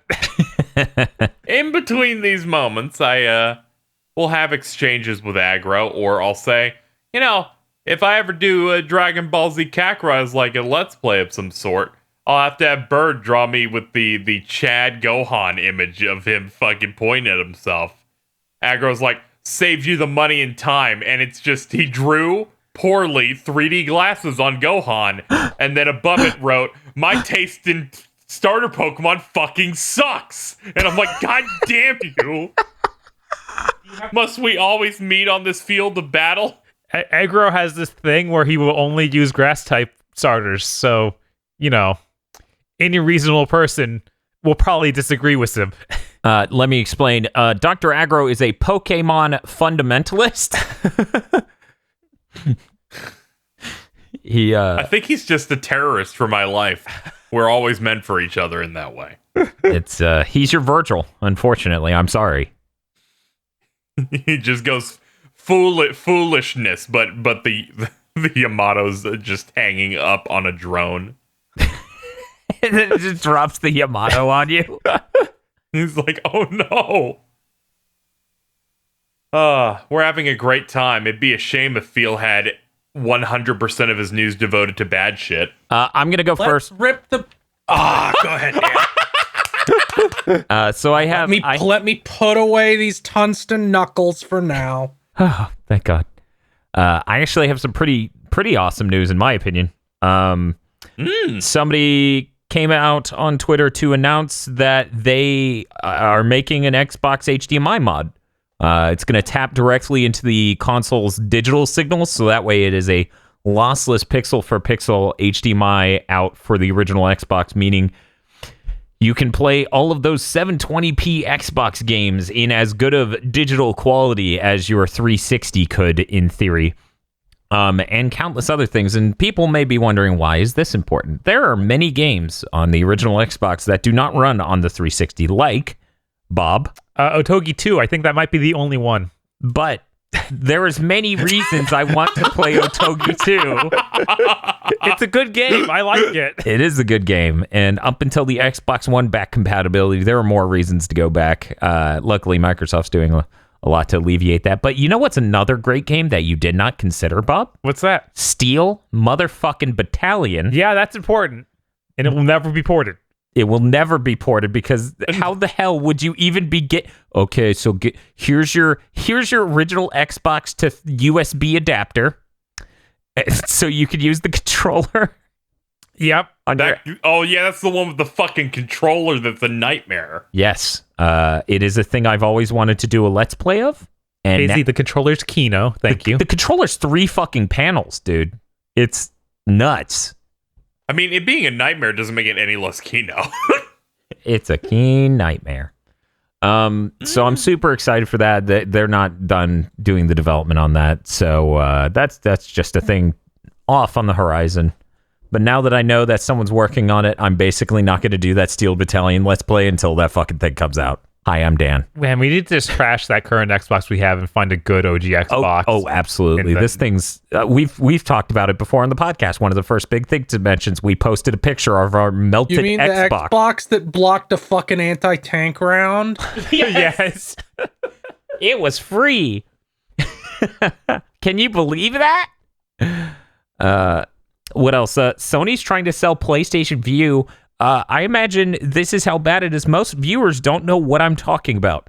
Does anyone on this podcast know what I'm talking about without clicking on that link? Do you know what PlayStation View is? I know what it is, but, you know. The streaming thing. It's something related to TV that they shouldn't have been fucking doing in the first place. Yeah, you could, get access to specific networks, right? So the idea was they would hook you up with time shifting abilities for specific networks, as though it was a DVR. You could watch the thing after it had occurred, and it would record it for you, and then in the cloud, and then you would be able to stream it.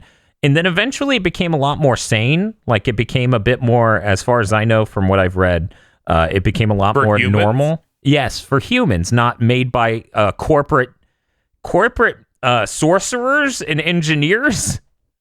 It was designed for humans, and it became a bit more like you could just stream what you want to watch, and it's fucking simple and not nightmarish. But no one cares. They launched it in such a shitty state that it's dead on arrival.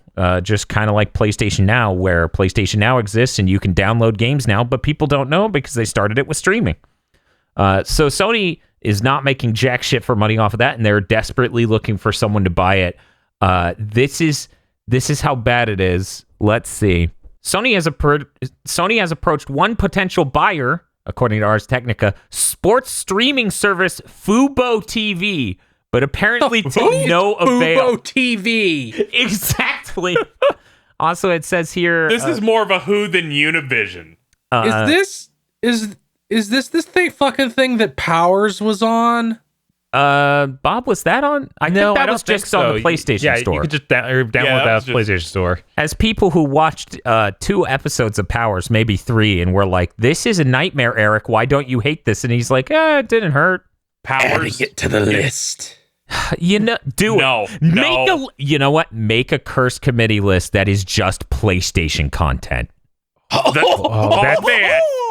we're gonna get hit with the tester. Yes. I watched the tester of my own free will. Why does Sony suck so fucking bad at everything that isn't video games and TVs, apparently? I don't know. Honestly, their TVs Like, it's suffer like- from a huge amount of Don't input bully them lag. except So Powers. Fuck Powers. They just spent like 30 minutes of their press conference at E3 one year on fucking Powers. yeah, no, that was Yep. hilarious. It was It's just like- hilarious. Here's our movie studios. Every movie we make is fucking awful and nobody likes any of them. Here's our weird streaming thing. Here's Nobody some other wants it. bullshit. It's like, just fucking make video. Yeah. Just make video games. It's the only thing you're competent at. Yeah. Which, you know, technically their TVs have better image quality than LG's OLEDs because they buy LG's OLED displays off of them and then they pair it with their own image processors. But they have massive input lag, so they're not great for gaming, which is ironic as shit considering it's Sony. Yeah, that is. They should fix that input lag mode. But yeah, no, it looks They like call Sony. it Ubisoft mode. It looks like Sony has 500,000 subscribers at the moment for this service. That's it across the entire United States. How many PS4s It's a have lot. shipped? How many PS4s have shipped? 80 million? 100 Over million. Nope, 102 million. They released it 102. today. It is now the Yeah, second they are now best-selling- the Wait. number 2, Wait, best what? selling console of all time. Are you serious? Yeah. Yeah. This is what I kept Yeah, telling yeah, they people. put I'm that like, out. this gen is going great. This is the best-selling gen. Because for some reason people don't like I don't know. People, it wasn't clicking for most of this gen. They're like, man, video games are in a real decline. I'm like, what are you talking about? It's bigger than ever. What the fuck are what? People are weird. Yeah, 102.49. Damn, that's awesome. Yep. That's real awesome. It's a good thing you're giving them an easy upgrade path to next gen so that way they can play their PS4 games on the PS5 and trade in their PS4 towards their PS5, right, Sony? Sony. I forgot to the degree that PS2 fucking sold 155 million. Oh yeah, no, it was It It nuts. really benefited from also having a relatively cheap DVD player in it at the time. Yes. That thing Never was... really I know- realized how dominant Sony is when the top 5 are PS2, PS4, PS1, Wii, PS3. Yeah. Wow. Really? Huh. Yeah.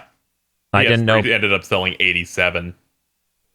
I didn't realize the PS3 entered top 5. I realized the PS3 sold better than the 360 by the end of that gen. A thing that Xbox fanboys do not realize.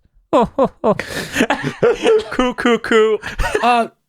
Probably would have outsold it by a much bigger margin if the 360 hadn't been lifted by the rising tide of a 65% failure rate. Yeah. Yeah, no, that's just true. That doesn't matter. I like that the PS4 is just barely beating out the PS1. The PS2 is like 50% stronger, and it's all like leave Jiren to me. Oh, hold on. Nothing's I've got the ever going to beat the PS2. console with the highest number of software sold in millions. Mm-hmm.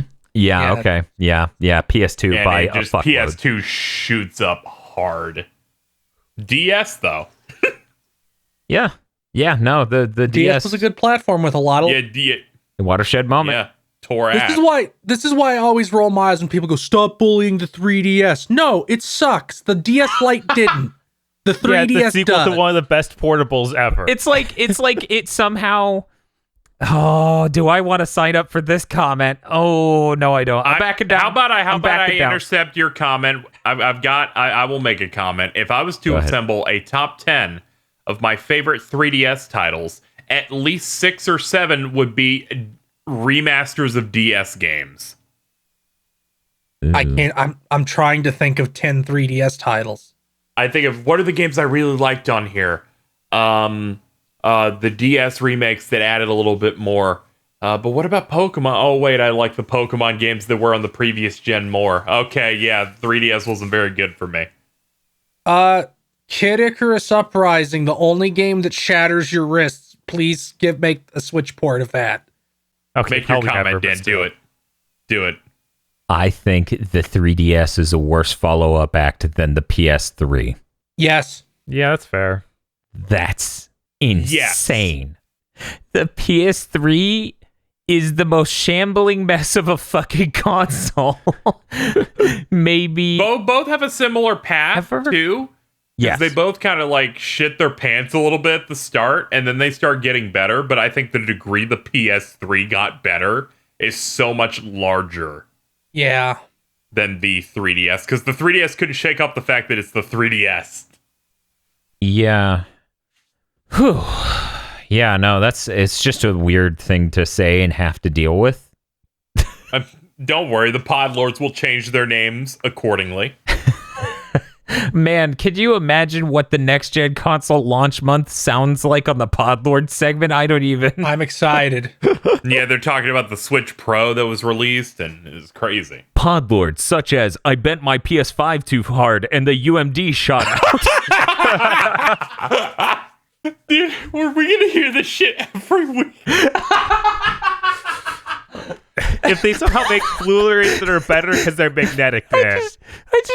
I can't. We continue to make content that always hits that specific. Every time I think insane shit to happen at a console launch, I remember the guy being like, "You guys don't understand. This thing's really poorly built." And shoots out the disc, and then him just going.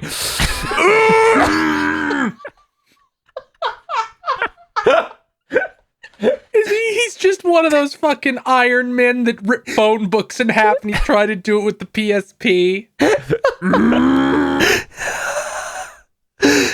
Fuck you, Napoleon Dynamite. Okay, Now, I'm fine. let's come down with horrible news. Great, thank you.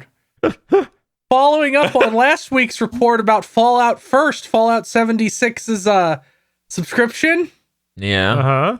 $100 a year. Fallout First gives you an icon by your Ooh, name. That's good. Players have started lynching anyone with that icon. That's bad. Just following them around and relentlessly harassing them to the point that Fallout First subscribers are now on like the Fallout 76 Reddit being like, we have to make our own community to keep away from these people. Shit. Are you trying to tell me that we are barreling toward our first video game genocide? Yes. Oh my god. Okay, maybe this whole thing isn't so bad. Thank you, Todd Howard, for creating genocide. I'm not joking. When I read this news, it's the closest I came to wanting to play Fallout 76. What? So you can just kill the rich? Just because it's just to watch. Just to be like, just to watch this social experiment. He just likes to watch. Like, we're 2 steps away from Todd Howard coming out on stage in E3 and being like, so for Fallout 76 2, we put a bunch of people in a prison under this college psych ward, and I was a guard, and we're doing a very important study. This is sounding more and more like an armchair devs pitch. Fallout 76 is the most cynical armchair devs pitch. Yeah. We can't compete with this. It's Todd, hard. please. We're not fixing the game, but we would like you to pay almost double what you paid for the full game. Let's talk about another clown, specifically EA. Ooh. So EA's financial report was this week, and a couple things came out in this financial report. First was them just saying, we're never making a good game. Fuck you. They didn't say that. What? They said our focus will continues to be on live services going forward, which translates out to we're never making a good game. Fuck you. That's so insane. That's The other sustainable. thing that came from this report was Dragon Age 4 will not release until at least mid 2022. There's no way that studio is still there by 2022. Yeah, they That's are. insane. Yeah. My prediction has to be correct. Never. Hmm. They're so doomed. Oh no. So, and this is a minor one, but Valve did a study on Counter-Strike Go market transactions.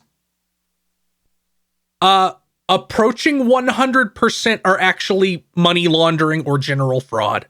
I mean, that's completely believable. I would wholly expect that. But all. Yes. All. Yes. Worldwide fraud. This is Valve's official statement. Worldwide fraud networks have recently shifted to using CSGO keys to liquidate their gains. At this point, nearly all key purchases that end up being traded or sold on the marketplace are believed to be fraud sourced. That's so amazing. So apparently they're making market changes to be like, no, you can't do that anymore. Fuck you. I would like to flash back to You when can't trade keys now. That's what they did. when Valve hired an economist to come in and figure out how to make a proper marketplace around their products and microtransactions. And they didn't. And no, they did, but they made one that also unintentionally fucking worked as a money laundering method. I wish I was there just listening to them be like, yeah, this will be great. This will go fine. And it's just like, yeah, everything will be fine. Fools. Now let's shit on Blizzard. Hey, we should point out we're recording this before BlizzCon happens. Yes, Before this is BlizzCon. So, well before. and I'll just say this because I'm sure some people listening are aware of it. I'm aware of that leak that we don't know if it's true or not. When we're recording this, if it turns out true, I will ascend to godhood on the next big thing to mention. We want to say which leak?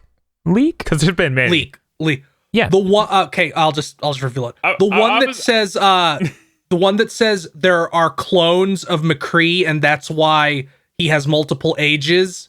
And it's And it's a supposed to be reference to Metal Gear. Solid reference.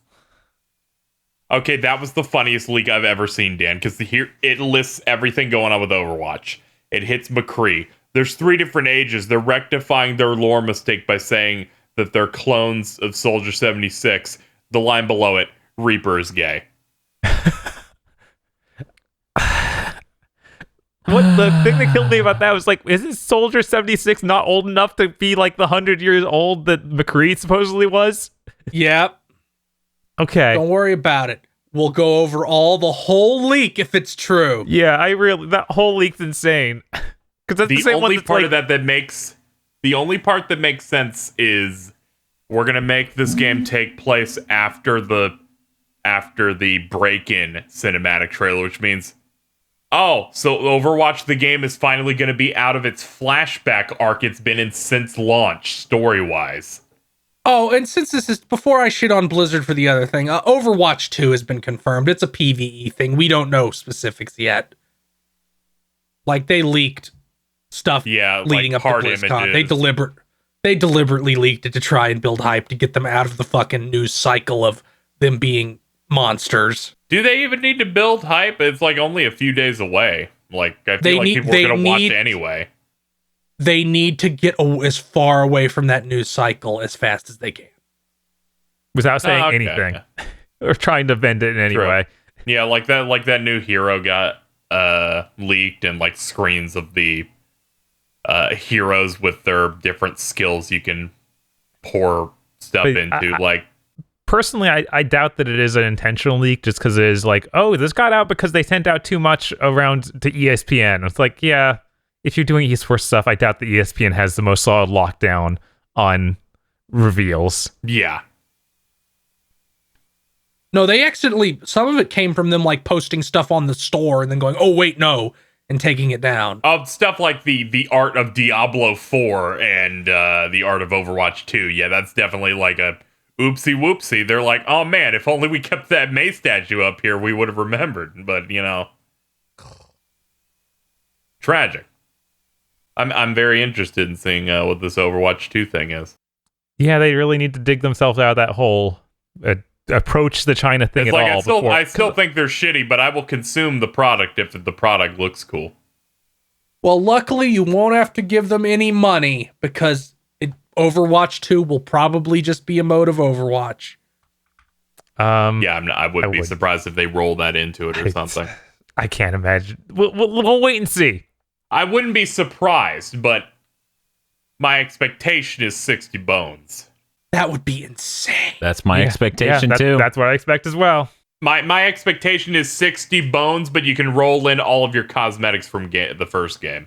I mean, if the content that they're adding is substantial, I don't, feel like that's when, the discussion goes to that. In other Blizzard news, they did a internal poll, or not they, but what's the proper term here? Like a statistic. Yes, because I'm gonna shame them, so it's news. What? I'm gonna shame the people who did this poll because this is supposed to be their job and they deserve to be shamed. We have some great hosts. Okay, so apparently the development. Okay, a company that does a company that makes a messaging app for tech companies did a poll of Blizzard's employees and found out actually the majority of Blizzard employees support their actions against Blitzchung. Here's the second half of that statement. They polled 50 people out of 5,000 with no guarantee that management wouldn't be watching or didn't somehow know who was being asked. Oh my God. Yeah. I saw at least 2 outlets just report this as majority of Blizzard employees love this decision.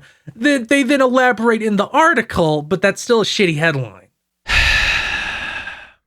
Yeah, that's definitely one of those new studies show, and then they over exaggerate a thing that's not on a good sample size, and then I yelled out the window at a guy, and he told me something, so it's true. I yelled for Hong Kong rights, and someone said, "Shut the fuck up." I guess no one cares. I like video games. You know who doesn't like video games? Oh, how did you get something out of that? The devs of NBA 2K20. Thanks for the bet, Casey. Whoop!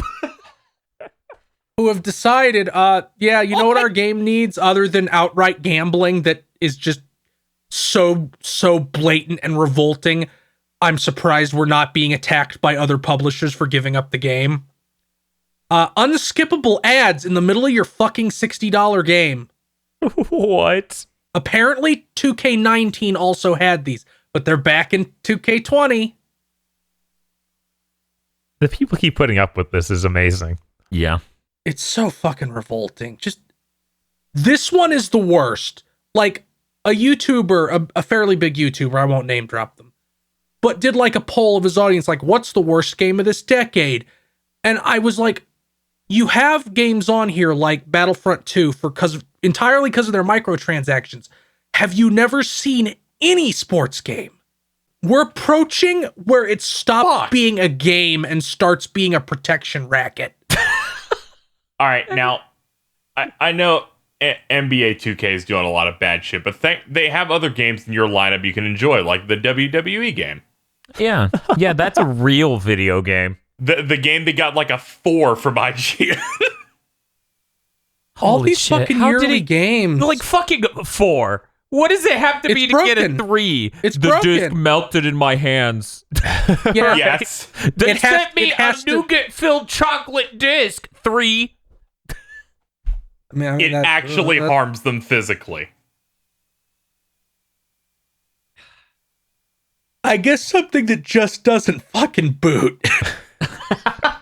I'd still give it a 2. I don't know. It had some really good themes.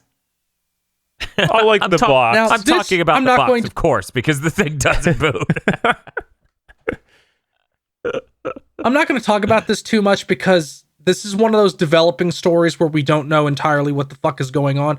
And the people who okay. do aren't telling us because I don't know, they like things being confusing and complicated even when us people knowing would help them. But Gizmodo Group, which is Deadspin and Kotaku and Gizmodo, and they're what Gawker used to be after Gawker got its soul ripped out. Right. They recently took a contract for really fucking irritating autoplay video ads across the whole network. And some people from Gizmodo Group got together and they put up an article like, yeah, we don't like these either. Why don't you contact our owners and we can tell them to fucking stop this? The owners took that article down, which is a violation of their union contract because their union contract says the owners cannot take shit down. Like a board has to get together and say to take something down. Huh. 2, they basically told the whole network, you stay in your fucking lane. If you work for Kotaku, you cover video games, and if you put any fucking politics in it, you're gone. The head of Deadspin, which Deadspin, by the way, has stick with sports merchandise because people yell at them so often. Like, it's a bit Yeah. that people get mad and yell at them. Editor fought back against this because they've always done other stuff and fired. This senior editor gone. The way they fought back was every story on Deadspin at one point was not related to sports in the slightest. Well, he's gone. Yeah. And then all the contributors started posting like it was over, like the site was shutting down. Like every Kotaku contributor posted some variant of sounding like they had just been fired, but apparently they haven't been. My read, I saw everyone going, they're dead, and I was like, what if they're just getting ready to strike?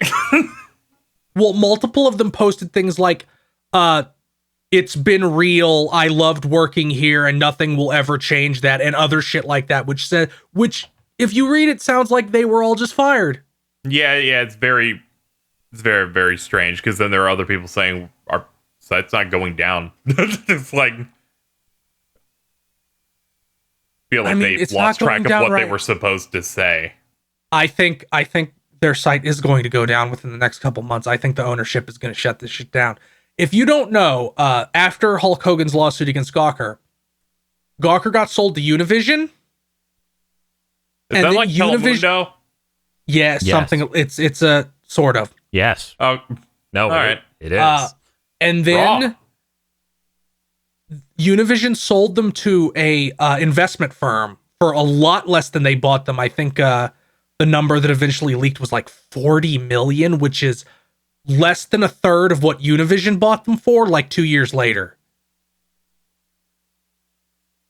So this really sounds like this investment firm doesn't fucking want to deal with any of this and might do some legendary bullshit pretty soon. What's it called, Dan, when a union shop, when the owners shut it down to nullify the union contract and then reopen it? I know that's a thing. Holy shit. English has a word for that. English has a word for it, but I Hey, forget what it Dan, is. do you know this obscure shit? Hey, man. If Aggro was here, I'm going to be honest, he probably knows the word. Of course he would. But that's my guess on how this is going to play out. Casey's 'cause like, of course he would. He involved it in his pitch for the new Silent Hill game. Yes! I just think of every Armchair Debs pitch he'll ever do. But yeah, just looking through the fucking telescope, the owners want all these senior people gone and want to just put freelance slaves in it. They want Kotaku to be Zergnet. Like, that's what they want in their little hearts. So I've never heard of Zergnet a real Zergnet. website, or did you make that up? Yeah, no one's No, heard. that's real. It's not Zerg.net. It's just Zergnet. Yeah. Okay. So all three of your co-hosts haven't heard of that site until you mentioned it as a parallel for this. So it's not a very useful parallel. What's Is Zergnet? it like Zombo.com? No, nothing is like Zombo.com. See, you say that, but Well- I keep seeing fucking, whenever I'm looking at like the wiki for a specific franchise, it's always in the bottom. Like, read this article about Star Wars on Zergnet. Don't go to Zergnet, by the way. It's just like a solid wall of horror assaulting you. I prefer Buzz. So okay, what you're meaning to tell me is Zergnet is the progenitor of the tentacles I see at the bottom of every web page on the internet trying to reach out and pull me through the door into darkness? Yes. Okay. Say, Gotcha. fellas, did anyone talk about the door to darkness? Dan, Zergnet does not have a layout. I'm going on Zergnet. I need to know about this shit. You should probably do it incognito. There, Casey, just click it and look at this quote layout.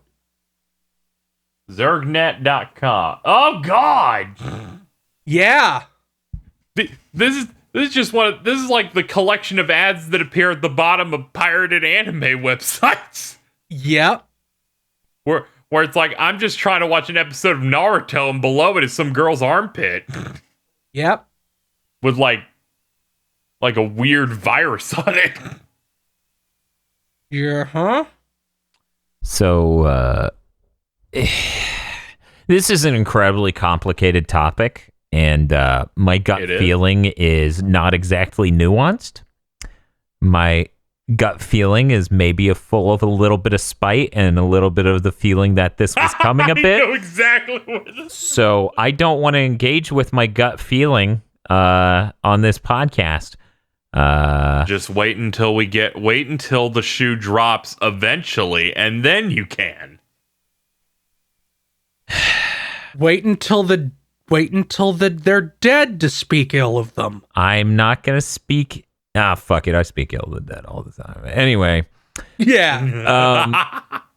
all I'm Talk shit about the gonna PSP say, constantly. the most concise way to frame it is there are many countless people I've known that go to game journalist outfits trying to read coverage, and they always ended up with the most outlandish editorial pieces that were ham-fisted for marketability and clickability.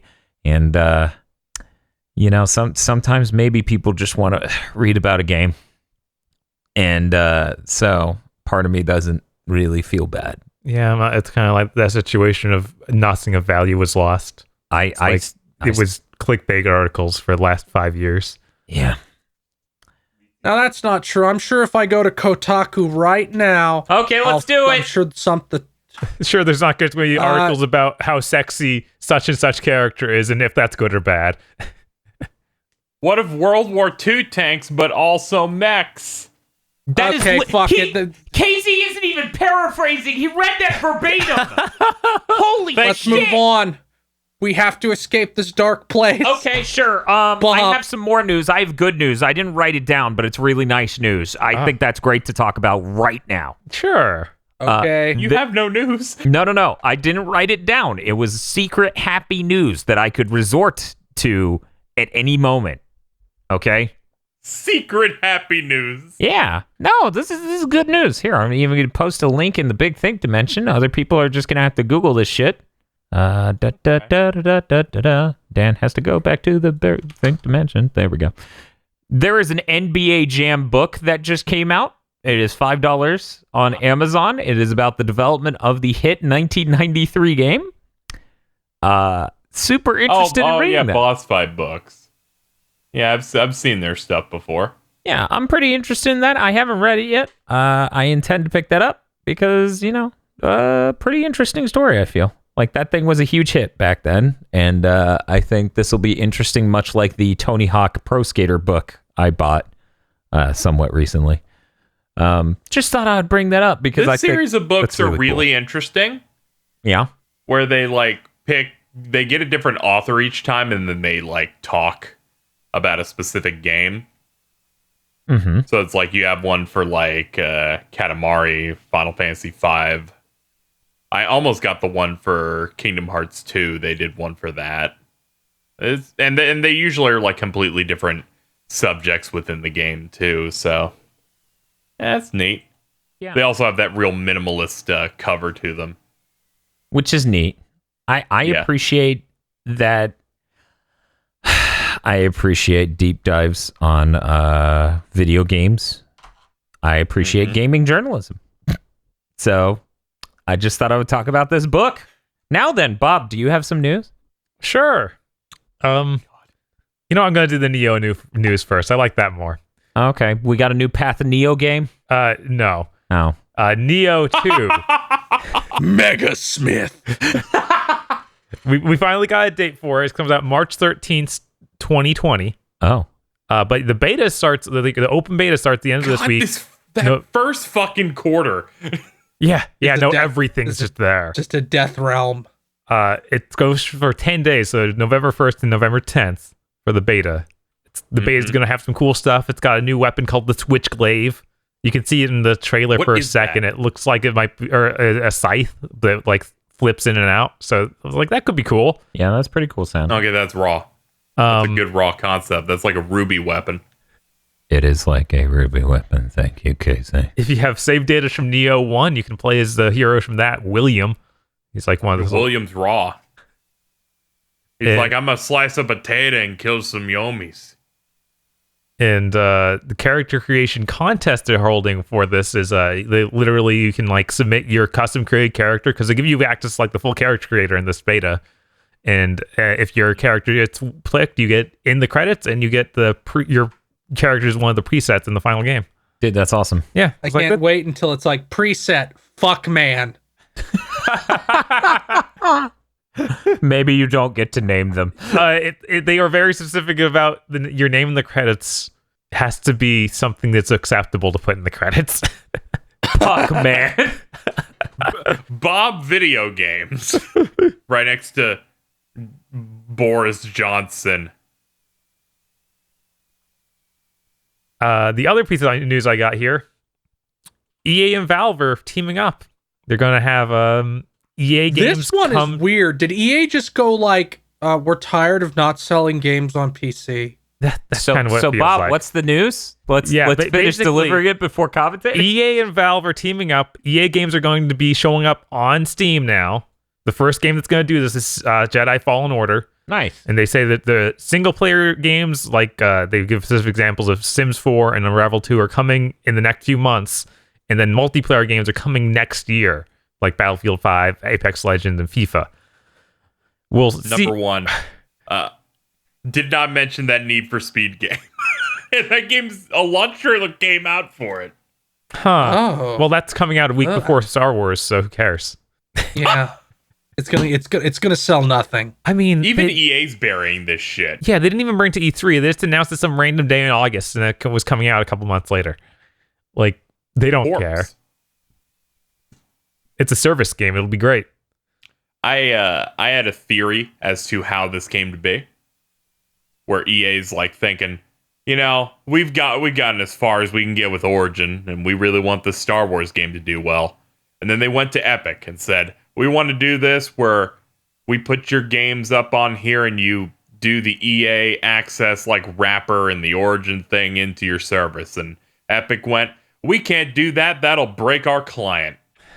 And then they said, hey, Valve, do you want to do this? Yeah, that's the other thing. EA Access is also coming to Steam with this. And That's pretty interesting. the service where you pay them monthly and you get access to games. So I have an alternate theory than from KZ's. EA CEO Andrew Wilson is sitting at his desk. He gets a phone call. Out? No, I'm making it up. He picks up the phone. It's Bob Iger.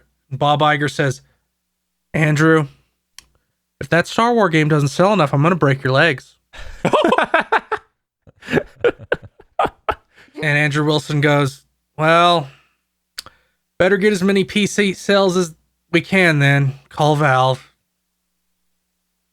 And that's how this started. Yeah, I phrased it to Bob as I think Disney got tired of EA not releasing their games actually on PC. They're like, no, this is a Star Wars game. No, you need to release it where people can buy it on PC. Not your hidden store that no one knows about. It's more functional to the Epic Games Store, but you didn't mark it. It's like at least Origin has a cart. Origin is Disney, what do you want? We put it on our itch.io. I mean, Origin has a full friend list and stuff.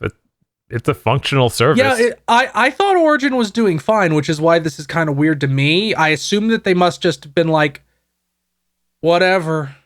We're not. It's not doing well. You can do fine, but not Valve fine. Yeah, it must just be we're not making enough to justify having all this stuff. Yeah, I think early on they Gets probably to got a be lot of that level. adopters because Battlefield was actually getting people on there. But now Battlefield games are all bad, so who cares? Battlefield's bad now.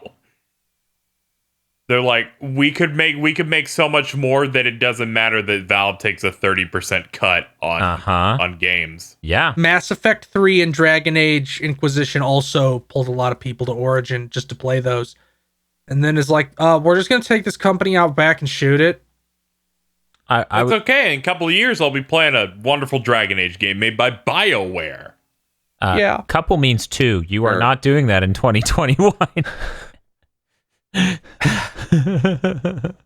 In 2.5 years, I'll be playing a wonderful Dragon Age 2022 game is made very by far. BioWare. Yeah, Assuming it doesn't get delayed. I got dizzy when you said 2022. Man, Hey, Bob. they'll delay it, but just like with Anthem, they're like, no, it's not a delay because we don't think of it like that. Man, Bob, you know when the GigaBoots podcast was just called the GigaBoots podcast and it was a news podcast for games, how many times I kept going, that extra 30% you get from having it on your own store is not worth the market share you're losing? Yeah. Looks like EA finally learned that after, fucking 7 years? Something like that, man. 8 The years? entire gen. 9? They all have these dreams of like getting similar market share on their own thing, and you just never will. How would they Even take if over you- that market share? They were just one company. Even if you get people to use your thing, like let's use Epic as an example. Even if I went to Epic and bought the Outer Worlds, I'm never going to look at the Epic store ever. Not ever. Oh.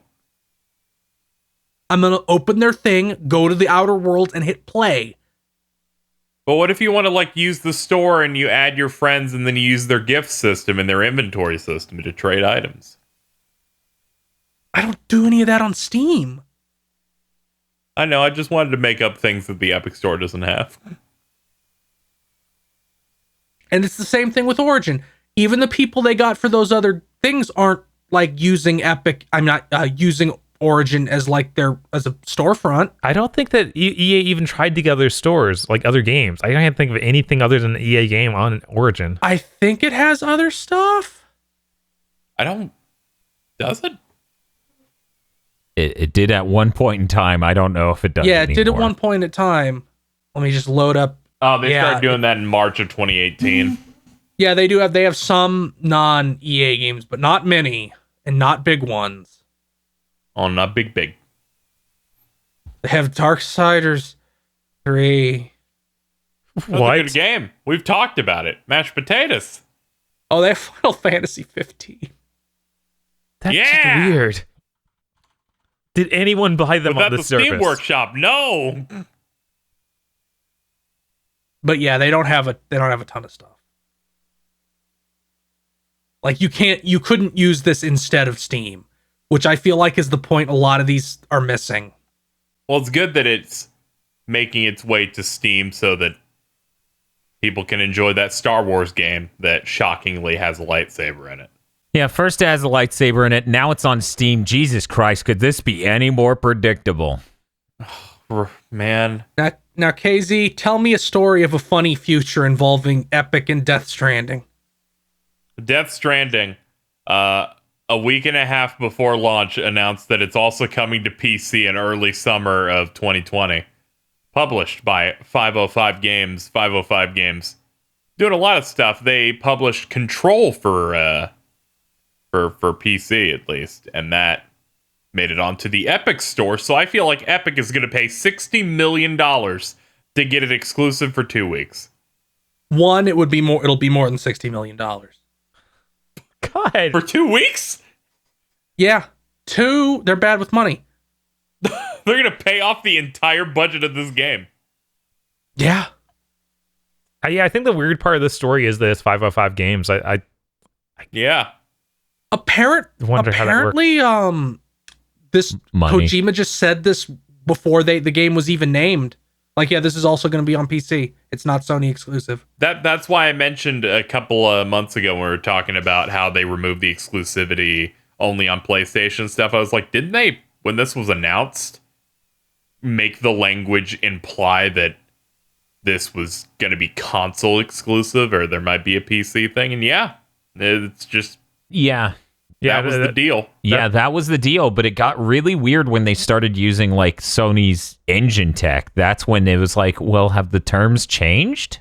Yeah, the fact that Decima is now going to be in a PC game. I cannot wait.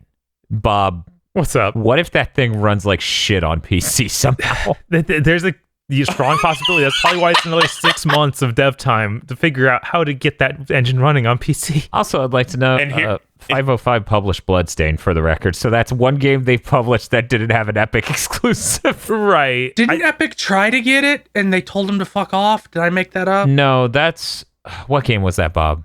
Was that Tekken? Samurai Showdown, I know did. Oh, Okay. Sam Show. There we go. Yeah. Yeah, that was the one that comes to mind of they actively said no. Just put it in your mind. Put this in your mind. Yeah. Death Stranding mods. Yeah, I'm still just surprised that it's a different publisher. I guess Sony just won't publish something on PC. Yeah. Aren't they the publishers of some of that Epic stuff? No. They aren't? They have nothing to do with that David Cage stuff or the fuck, what's the name of that fucking game? Journey. They don't have anything to do with that either. Okay. Yeah. No, it's interesting. I'm sure they're still getting paid behind the scenes, but a part of the contract, I'm sure, says don't put our name anywhere on it. The timing here seems pretty nuts. It's like you'd think they wait like a month after the game's out. Yeah, I'm glad they didn't. I still have to get it on PS4, but like it's always shitty when a developer's like, okay, you bought our console version, there's a PC version in 2 months, fuck you. Or when a game just is delayed on PC for no reason. Actually, you know what, Phil? I don't mind that problem at all. I don't mind it's coming out later on PC thing. I totally understand that. I am 100% for that. You know what I can't stand? The Nier situation. It came out later on PC and it sucked shit. Like the fucking community had to fix that. Yeah, they never fixed it either. That's what gets my goat. Just tell me it's gonna be on PC before it comes out so I don't have to double dip, even though that's what you want me to do because you're evil. I hope Death Stranding is a great game. End of sentence. Next sentence. I don't expect Death Stranding to be a game where that much after launch, when everything's been spoiled to shit, you'll want to play it for the first time on PC. I thought you were gonna end it with, I don't think Death Stranding is a game. No, I think it's a game. They did a launch trailer today so we could spoil more stuff. I know. I was fucking furious. I didn't watch it because I didn't watch the way it you either. warned me, I just specifically didn't watch it because I was like, he probably shows everything in it. I think it's very possible for someone to to make it to the PC release date and not be spoiled. I made it. I don't know about that. They're This is fucked. fucking babies. Anyways, I went into the GigaBoots Discord within the hour of that trailer going up, and the first words I read in the most recent chat was some shit that I didn't expect in the game. And I was like, fucking Kojima. Yeah. Fuck. Yeah, no. I watched it because I was like, this is just going to be spoiled to me like seconds before I play it. Like, if I don't just watch this now and see at least in some manner of context. This is going to be spoiled for me I the thought it second was before. 8 minutes, and I'm like, are you kidding? Seconds before I play it, and then Bob shows up for like a midnight launch at some game store, and fucking some dude's cosplaying a spoiler.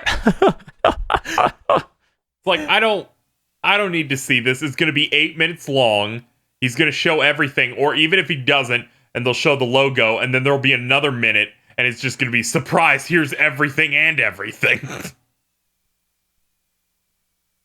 What's with Kojima's thing where he, like, makes you think that something, that, like, his trailers end and then there's still more? It's usually really cool. No, Bob, you're saying that because of the one that ended with, let me see. Let's see. I believe the line goes something like, "I'm no hero. Never was. Never will be." And then it cuts to credits. It does the title card. And then you hear Vamp go, "You two, an immortal?" And then he goes, "No, I just don't fear death." And then you get a vampire versus cyborg fight. That one trailer put in your head that it's cool every time.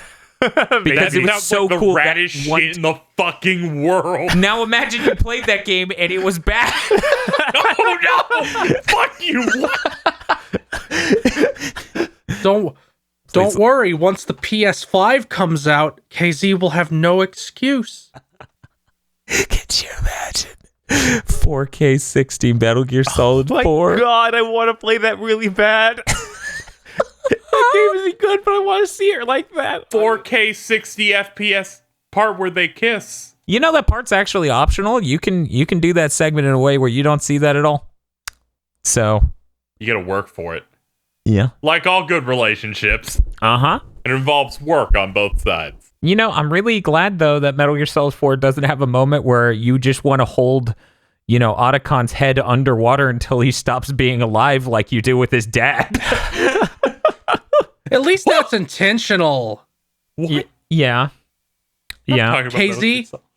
We're talking about Huey, who is the most vile, hateable Okay, I know who character in Huey anything is. to ever exist. Yeah. I see memes about Huey like every 2 weeks. Apparently Yes. he's worse than Griffith. Because fuck him. Yeah, usually that's the stretch, not with Huey.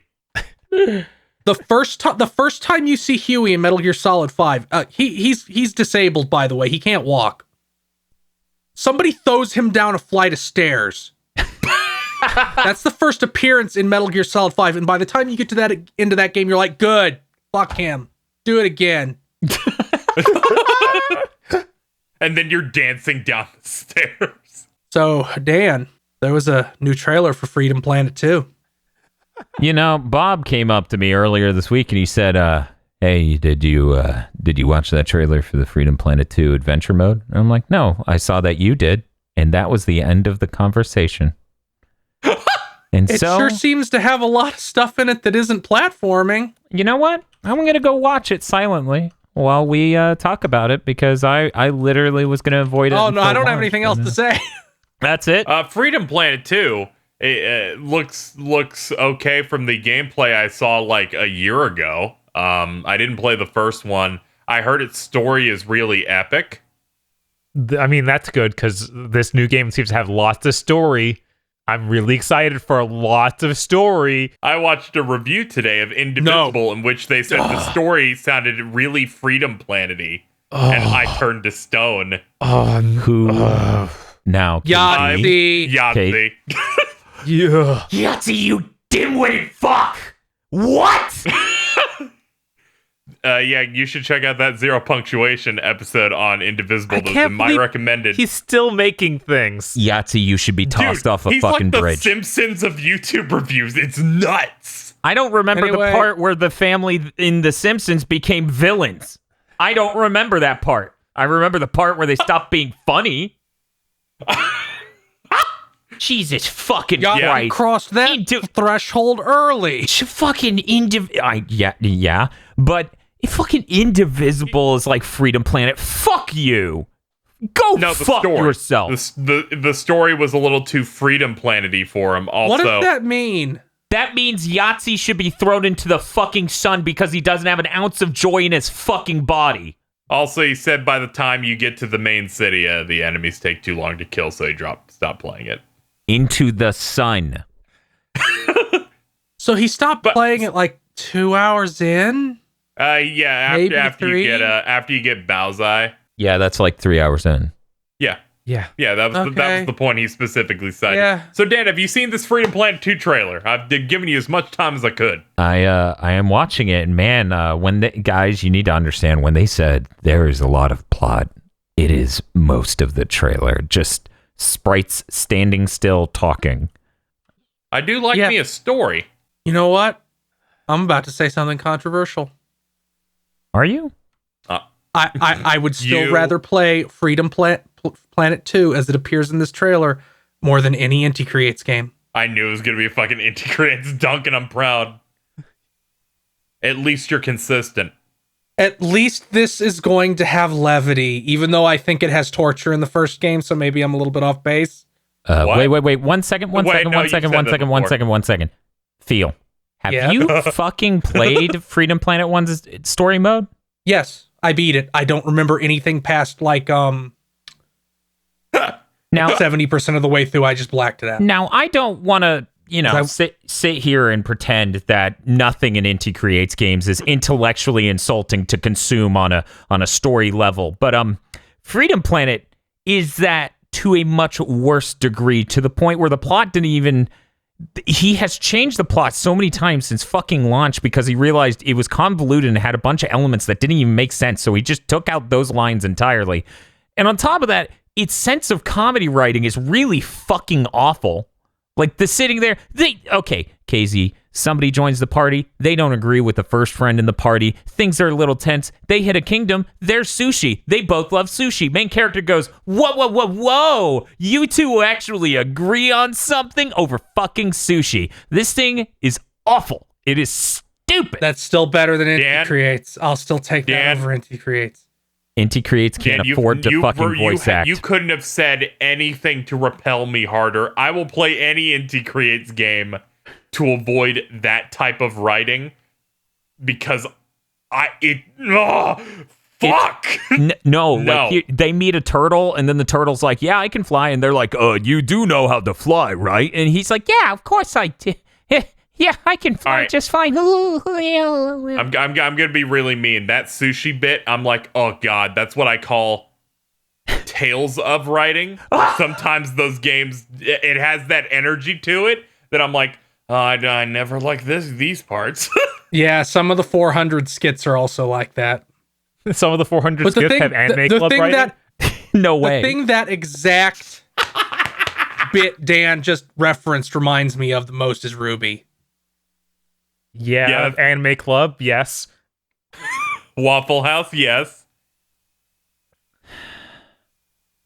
And it still looks like they don't know what this game is supposed to be. I'm just gonna... Why can't they just pick what the fuck Freedom Planet is supposed to be? Your genre can't be Genesis. Yeah, you can. Yeah, it can. They stole the first boss from the last game from a treasure game. They stole the third boss from the last game from a treasure game. They stole... And it's bad. Because they don't know, they can't decide which Genesis game they want it to be. I'd be so much nicer to Freedom Planet if it didn't feel like it wanted me to be precise, like a treasure game, while playing with bad Sonic physics.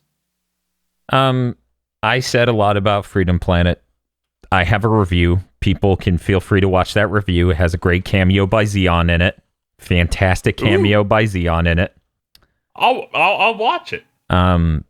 Freedom Planet 2 is having voice work done at Okratron, so Christopher Sabat is overseeing this. I didn't realize it would still have the insane amount of not shutting the fuck up.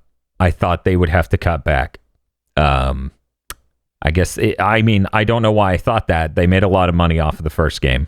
Yeah, people like it. Yeah, people do like their bipolar, furry, Saturday morning cartoon that takes itself too seriously, involves a torture scene, and has no good comedy writing. They fucking love that. Oh, no, it is Sonic Sadam.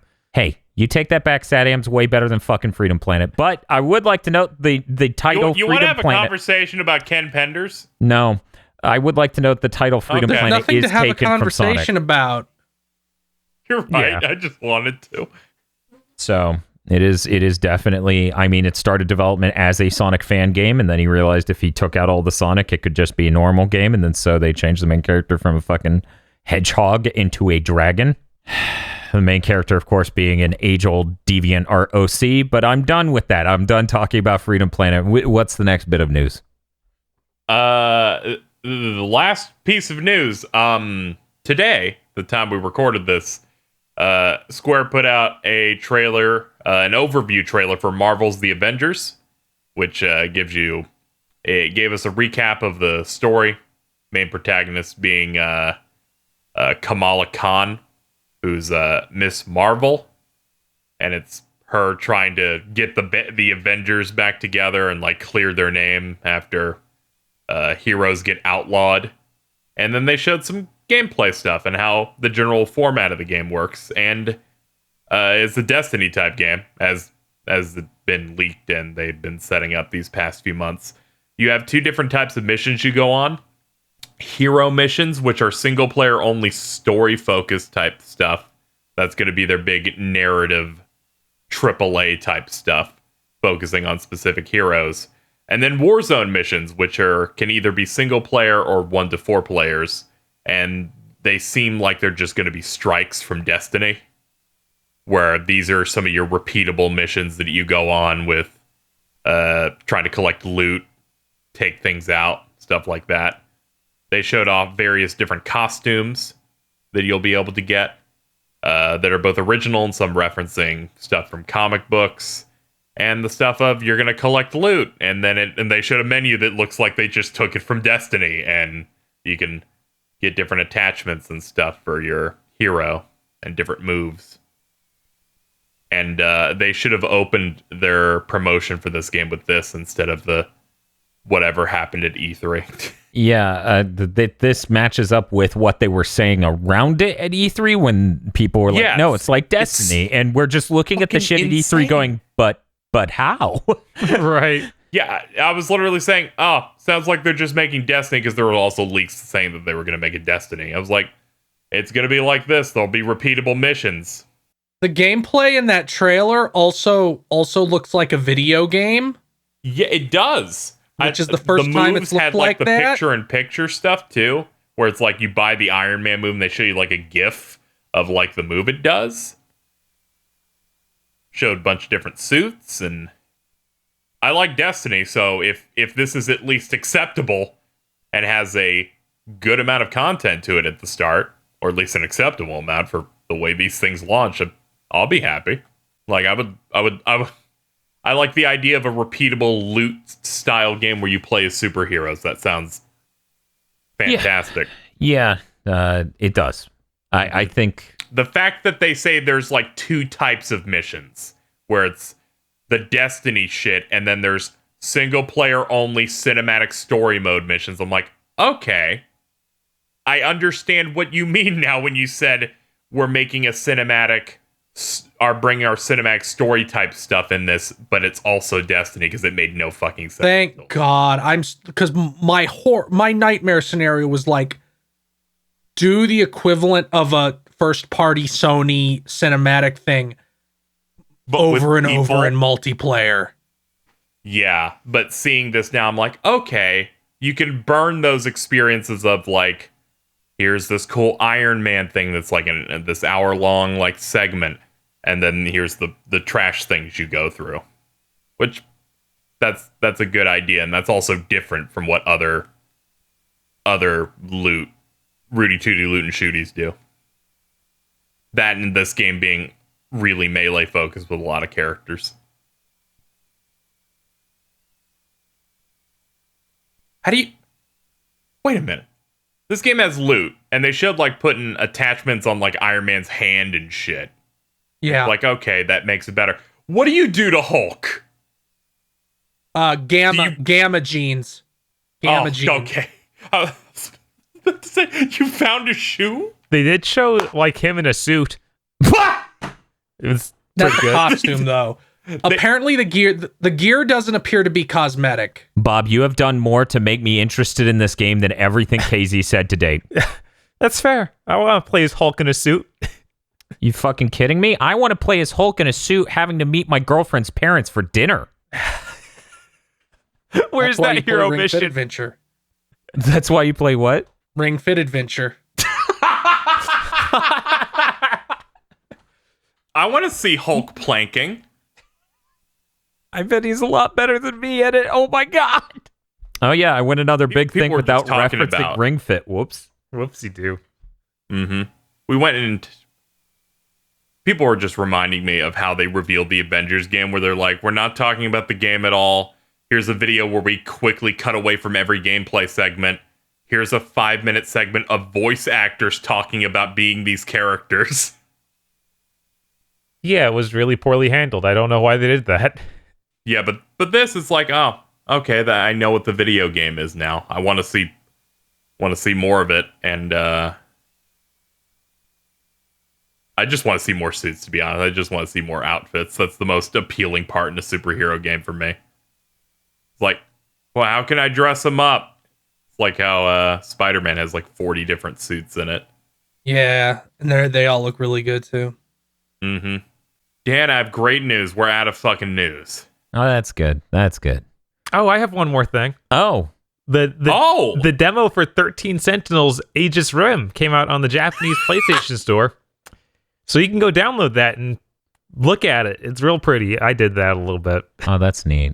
Are they allowed to release demos for non-video games? They even had a Yes, they gameplay just put- segment. What? It's Weird. I just imagine that game's gameplay being like fucking them throwing acid on you. Anytime that game's mentioned now, I just think of Bob's comment of like, they have to include the fucking old Princess Crown game coming over to the West because they know this isn't a real video game, so they have to add something. yeah. Now I'm just starting to hoping that this game is coming west because we haven't had any confirmation of that. Yeah, it's insane. We're this late in the game and not a single confirmation or hint that it's coming to the West. Oh no, what if it just doesn't? Oh god. Yeah. That would be I could just see them go, well, this one's not fantasy, so the West won't buy it. Doesn't come over. I could see them going, we made a bad game, so we don't need to lose money That's releasing probably it the in most America. accurate one. Yeah. I mean, yeah, it's so. I will buy it instantly if they bring it here, even though it's a bad game. But I felt that demo a little It's not even bit. how you were like, this shit sucks. Like, it's set in like 1985, and there's giant robots, and you have VHS tapes. It's really cool. Like you're trading VHS tapes with your friend at school. Oh my god. Yeah, that's why I played the demo. I was like, this is And then it's amazing. just, I maintain, and unless they do a post-mortem that somehow gets translated, I'm going to maintain this until I die. That gameplay is just not what they had planned to do when they started that game. Oh yeah, no, there's no way. Yeah, the way it's just, here is the map. We couldn't make anything work. Do you remember the wonderful time when this game was announced and everyone's like, that looks cool? Yes. See high schoolers, I see fucking Mecha Yeah. from Vanillaware. Yeah. This was announced 4 years ago, by the way. Yeah. Yeah. It sure It was like, was. here's this collaboration with Atlas. And here we are just talking about how it's bad and it's not a real video game. There's a demo apparently. I mean, We're hoping they include an old ass video game instead, so there's at least some positive. look, it's a visual novel, and that's fine. That's it's just fine. It's not What it's you not want from Vanillaware Vanillaware. Yeah. Yeah. I'd rather it have a visual novel scenes for the mech battles than what it has. I can feel the disappointment yeah. because I like Vanillaware's games a lot for the art and then the also incredibly addictively fun gameplay. And Yeah, like This seems very out of the ordinary for them completely. Even that last tactic RPG they did was like Grim using their Grimoire. art. Like it's still cool in that you got to see their art flying around and doing neat stuff. This is like, here's the CG city map. You don't get anything. It's weird. I would love to be wrong, and then this game comes out, and then the gameplay actually is pretty cool and deep Yeah, and enjoyable. maybe there's still a slight chance, you know? I like it because it sounds like we have more hope in Pokemon than we do in this game. Yeah. I certainly do. I mean, the curry looks great in Pokemon. Yeah. God, don't make me think about this, because now I'm imagining Pokemon in the Vanillaware style, and it's beautiful, and it'll never happen. Oh, God. Why did you make me think about that? Yeah, Hey, Steve, what do you got going on this week? Aside from thinking about Impidimp in the Vanillaware style, You're just using the touch screen to poke Impidimp, and it's like you came across the Impidimp in the king's court.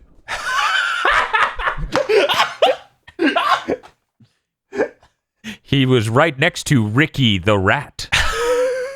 I hate that my brain imploded of, is he referencing Dragon's Crown or Olmec from Legends of the Hidden Temple? It's kind of the same voice when you have a bassier voice. Yes. He's jumping up and down next to the rat. They're both just jumping back and forth on a dead body. I don't know. I guess I'll be recording some stuff and still plugging away at the Outer Worlds supernova difficulty. During this podcast, I ran into a very specific problem in that I did not have enough money to buy a thing. So I respect my character to put their sneak at 100 and then just open someone's safe directly in front of them, and they didn't notice. That's great. It was very wonderful. It saved me $8,000. Holy shit. Yeah, it's crazy. That's it for my week. I'm taking shit slow. Thinking about upgrading some equipment. Oh. I'm sure nothing will go wrong in the next couple of days. What could possibly go wrong? Oh yeah, Bubsy, the best action game for the SNES. Mr. Feel. So, on a stream yesterday, Dan talked about how everybody needs to go buy every PS3 game they might want to play, because that shit's gonna shoot up possibly the moment they even confirm that the That's PS5 why I bought can play Burst that Limit. shit. So I bought $100 of PS3 games, and over 50 of it was skateboarding games. So I'll be checking those out. Nice. I Very bought Skate nice. 1 through 3, and I bought Shaun White skateboarding. Dude, awesome. I wanted to check out all of those. I'm going to have to pick them up at some point. You gonna die this next week? No, over the next week, I'm going to be doing more of our new series, Gamer Gone Ripped, where I play Ring Fit Adventure on extreme difficulty. We've been doing... Finally watched some of that. I feel so bad for you. It's I saw intense. you do the planking, and I was like, oh no, this is so bad. So there's a reason I've taken 2 days off in a row since the planking, as you refer to it, as though it's third impact. You went 1, 2, and I feel like I heard a crunch. Is it like the rest on your forearms and planking? Mm-hmm. And you have to do it 20 or so times to do a single attack. Yeah, and it's not what you normally think. Yeah, you're lifting up your waist into the air while you do that, and then bringing it back down to be level, and then lifting it into the air. And you're doing that And 20 then towards times the for a end, single you got to attack. do it fast. Uh-huh. Yeah, no, it's intense. But I'm really enjoying Ring Fit Adventure. It's a ton of fun, and basically everyone I let try it really enjoyed it. The stream turnout has been great, and we already hit our first stream goal on Gamer Gone Ripped, which was to get $200 so we can order a Steel DDR dance pad, which is now going to be a Steel Step Mania dance pad. Unfortunately, it turns out that sourcing a high-quality, durable dance pad's harder than I thought. But all it appears to be is that it's just going to be more than that, and obviously I'm fine with that. I can cover the difference. I'm not worried. We're not doing I need to another get you to stream goal. dance to Gact songs. No, Even I have limits. I would like to note I have downloaded Stepmania and already curated a 160 song list, a folder I have dubbed GigaBoots. You have a lot of boomer anime songs. Make in there. sure to Dude. make sure to tell me what pad you buy, because I'm also interested in one that's good. It's going to be over $300 and come from Poland. That's fine. Okay. But yeah, no, Stepmania is pretty great in that it has a nice online community of songs you can get really easily where people have made steps for them. I've been able to go through a lot of stuff, and as KZ referenced, I may or may not have some, quote, boomer anime, as I have Death Note themes, Fooly Cooly themes, Bleach, and other themes. But I also have a shitload of DDR. I also have Excel Saga. Oh, wait, that's more. Fuck. What talk about dot hack? That's on anime, that's right? what I was targeting. Yeah, Dot Hack's not anime. I have Dot Hack Sign and Dot Hack Dusk themes, and it has been forever since I listened to those. I have Paranoia Agent. I've got Streets of Rage, Metal Gear Solid 2. This is a really good list. It's got Guilty Gear fucking shit. It's got Freeze Pop. It's got Mindless Self-Indulgence. We got a really good list. I'm really looking forward to when we solve that problem. And then I have to dance to the Chobits theme for money. Don't remind me of Chobits. What's wrong with you? Hey, what? Okay. One. You're Chobits. One. The Chobits theme is fine. The anime is trash. The manga is good. There we go. That's the whole. That is the Bible. All I remember is when I was just talking about Chobits shoots me into fucking the past, into 2003, when somebody's like, I downloaded Chobits, I'll show it at Anime Club. And I had to deal with the hilarious joke that her off switch is in her vagina. It's a Bob? hilarious joke. If you were wondering if KZ knows what the fuck Chobits is, the answer is no. I assumed. Do you know what Dot Hack is? You see, it's like Sword Art Online, but it came first, and it was good. Unlike Sword Art Online, which is dumb. I believe it's a series of RPGs that are kind of bad. Correct. You know, series is a good word. I usually, when I describe that set of games, I usually call it an unmitigated disaster or unrelenting assault, because wasn't it 5 fucking games? Dan, it's called a cross-media event. There are Transmedia. 4 Dot Hack games. They were the original ones. And one of them's like $1 billion. Like volume 3 of 4 is like absurdly expensive. Then they made Dot Hack GU, which had the is a chainsaw trilogy sword of games. Yeah. Yeah. Yeah, where you play Sasuke with his chainsaw sword. Yeah. And then they made one for the PSP that bombed, so the series has been dead. I mean, Dot Hack was pretty dead by that point anyway, so I totally understand. But it's Well, how okay. They can did it that be reboot, dead? a remaster on the PS4. I think it was also on that's how- PC. Oh, maybe. That's how I played. That was how I played Dot Hack for myself for the first time, and hence this statement I made 2 minutes ago. But Dot Hack games are in every Project Cross Zone. Then they must be good. Yeah. You're right. We figured it out. I hear everyone say Project Cross Zone's bad, so I assume it's good. So I'm just going to list DDR songs that'll make people's heads spin until you fade me out with music. Dream a Dream, Drop the Bomb, Brilliant to You. Thanks for listening to this episode of Big Think Dimension. This show, like our other podcasts, is only possible with the generous time our co-hosts have given to us and the equipment we've bought to make it higher quality and easier to produce. Please consider supporting our podcast series on our GigaBoots podcast Patreon, and look forward to more gamer premonitions and Big Think Dimension in the future.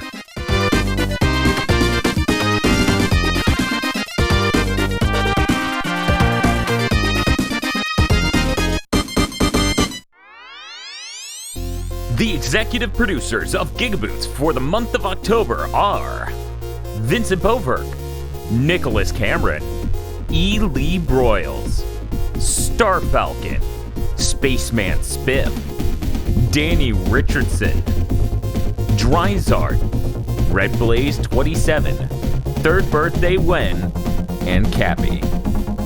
Thank you very much to our executive producers, and also these guys.